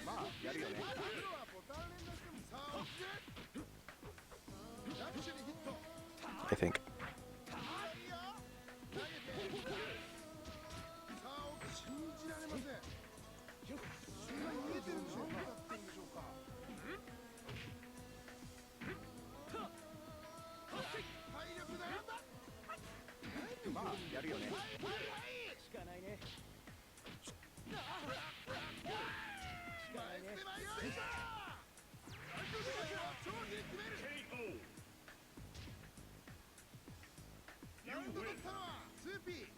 the only Girl Scout cookie I know Thin Mints.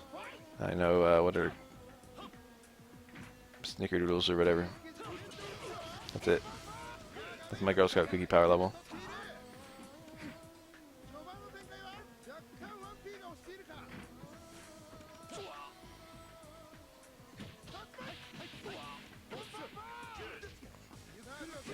Ken's got his shit together. Ryu just looks irresponsible when he's out training. Ken's like rich, he runs a company, he fucking has a wife and child who love him, but he still like trains just as hard as Ryu. Ryu, it's like, wow, you're actually fucking missing a big part of your life. Ken, it's like, he knows.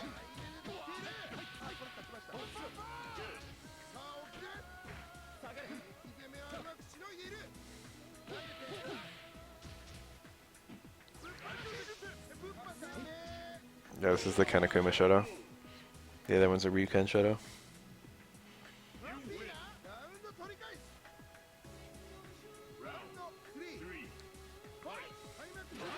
I actually like that they actually progressed Sakura's age and relationship in Street Fighter V. I appreciate they did that. I thought they would just bring her back as a schoolgirl and have that be that. But they seem to actually genuinely be hinting that Ryu and Sakura are some kind of thing. And they also seem to have actually moved on with the progress of Sakura. Sakura seems to have actually aged. It's so easy to just have the schoolgirl design and just stop there. But they like developed her. And that's cool. That's literally corkscrew blow. Stand jab. So quick. Yuzumaru is probably my favorite character in this game to play. Ajo's cool though. I forgot that was even an attack. Can you parry while holding back? Yes. But the parry window is smaller. It's more precise. If you parry while you're not holding back, it's big. You can also parry while blocking in other directions. So like you can parry overheads while blocking low. But the parry window is very small in that instance. So it requires a lot of precision.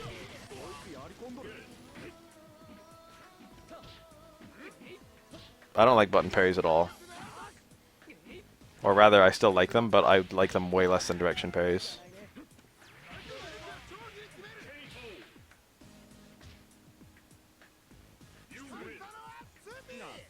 Alright, I'm going to bed.